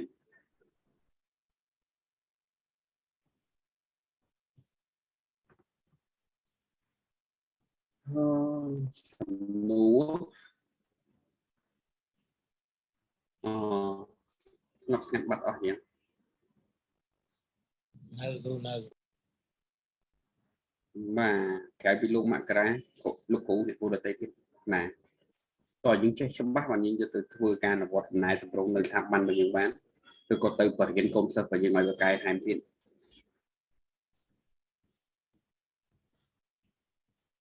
ដូចខ្ញុំបញ្ជាក់អញ្ចឹងមុខវិជ្ជាដែលអ្នកទាំងអស់គ្នារៀននេះគឺជាមុខវិជ្ជាធំដែលគេត្រូវប្រើប្រាស់នៅក្រុមហ៊ុន corporate ធំៗនៅលើពិភពលោកហើយមុខវិជ្ជានេះគេមករៀនសម្រាប់ថ្នាក់បណ្ឌិតនិងអនុបណ្ឌិតអញ្ចឹងអ្នកទាំងអស់គ្នារៀនអនុបណ្ឌិតឬក៏ថ្នាក់បណ្ឌិតក៏រៀនមុខវិជ្ជានឹងដូចគ្នាដែរអញ្ចឹងជាចំណុចសំខាន់គឺទាមទារនៅសមត្ថភាពហើយក៏ដូចជាការចូលដាក់ហើយការសិក្សាឲ្យបានទូលំទូលាយហើយវាត្រូវការមូលដ្ឋានគ្រឹះនៃចំណេះដឹងពីទ្រឹស្ដីនៃមុខវិជ្ជាផ្សេងៗទាំងនយោបាយទាំងសេដ្ឋកិច្ចទាំងសង្គមយកមក apply ចូលគ្នាជាមួយនឹងរដ្ឋបាលសាធារណៈនិង management ដើម្បីយកមកប្រើប្រាស់concept នេះឲ្យបានជោគជ័យអញ្ចឹងបើយើងខ្វះចំណុចណាមួយព្យាយាមទៅអានឲ្យបានច្រើនមែនទែនបើស្ថិតតែរៀនទេអ្នកទាំងអស់គ្នាអាចចេះតែ 20% ទេបាទចេះច្បាស់មែនទែនហ្មង 20% អញ្ចឹងធ្វើការកែទេអញ្ចឹងទាមទារនៅអាន journal article នៃអ្នកប្រាជ្ញល្បីៗក៏ដូចជាទ្រឹស្ដី leadership នៅក្នុង journal ធំផងដែរដើម្បីយើងអាចយកចំណេះដឹងនេះទៅបានបើអង្គុយតែស្ដាប់រៀននៅក្នុងថ្នាក់ប៉ុណ្ណឹងគឺអ្នកគ្រូលោកគ្រូមិនអាចឬក៏បងប្អូននិស្សិតរបស់យើងមិនអាចចេះដឹងគ្រប់ជ្រុងជ្រោយបានទេបាទបញ្ជាក់ម្ដងទៀតអញ្ចឹងត្រូវមាន commitment មែនតើអញ្ចឹងខ្ញុំដូចជាមិនមានអីទៀតទេអ្នកទាំងអស់គ្នាអាចសម្រាប់បានជួបគ្នាសប្តាហ៍ក្រោយក្រុមទី1ក្រុមទី2ក្រុមទី3និងក្រុមទី4ធ្វើបទបង្ហាញនៅសប្តាហ៍ក្រោយហើយលោកគ្រូអ្នកគ្រូទាំងអស់គ្នាដើម្បីបញ្ជៀសហានិភ័យនៃបញ្ហាអ៊ីនធឺណិតឬក៏ភាពរអាក់រអួលសូមលោកគ្រូអ្នកគ្រូទាំងអស់គ្នាធ្វើ pre-record video អញ្ចឹងយើងបែងចែកតួនាទីភារកិច្ចគ្នាទៅធ្វើ record video មួយដែលល្អឲ្យច្បាស់លាស់បើសិនតាមកន្លែងណាជួបគ្នាឬក៏អីបែងចែកគ្នាធ្វើ pre-record video presentation អញ្ចឹងដល់ម៉ោងយើងចាក់វីដេអូស្ដាប់ហ្មងហើយខ្ញុំឆ្ងល់ខ្ញុំសួរសំណួរហើយក្រុមការងាររបស់យើងឆ្ងល់សួរសំណួរទៅលោកគ្រូអ្នកគ្រូទៅបាទចាំបាច់ឲ្យមានបញ្ហារអួលតទៅទៀតទេតន់ណាអ្នកទាំងអស់គ្នាបាទតន់បាទអញ្ចឹងសូមធ្វើបាទគ្រប់ក្រុមទាំងអស់ធ្វើ pre-recorded video បាទអញ្ចឹងអរគុណច្រើនសុខសប្បាយទាំងអស់គ្នាជម្រាបលាបាទជំរាបលាលោកគ្រូបាទជំរាបលាលោកគ្រូ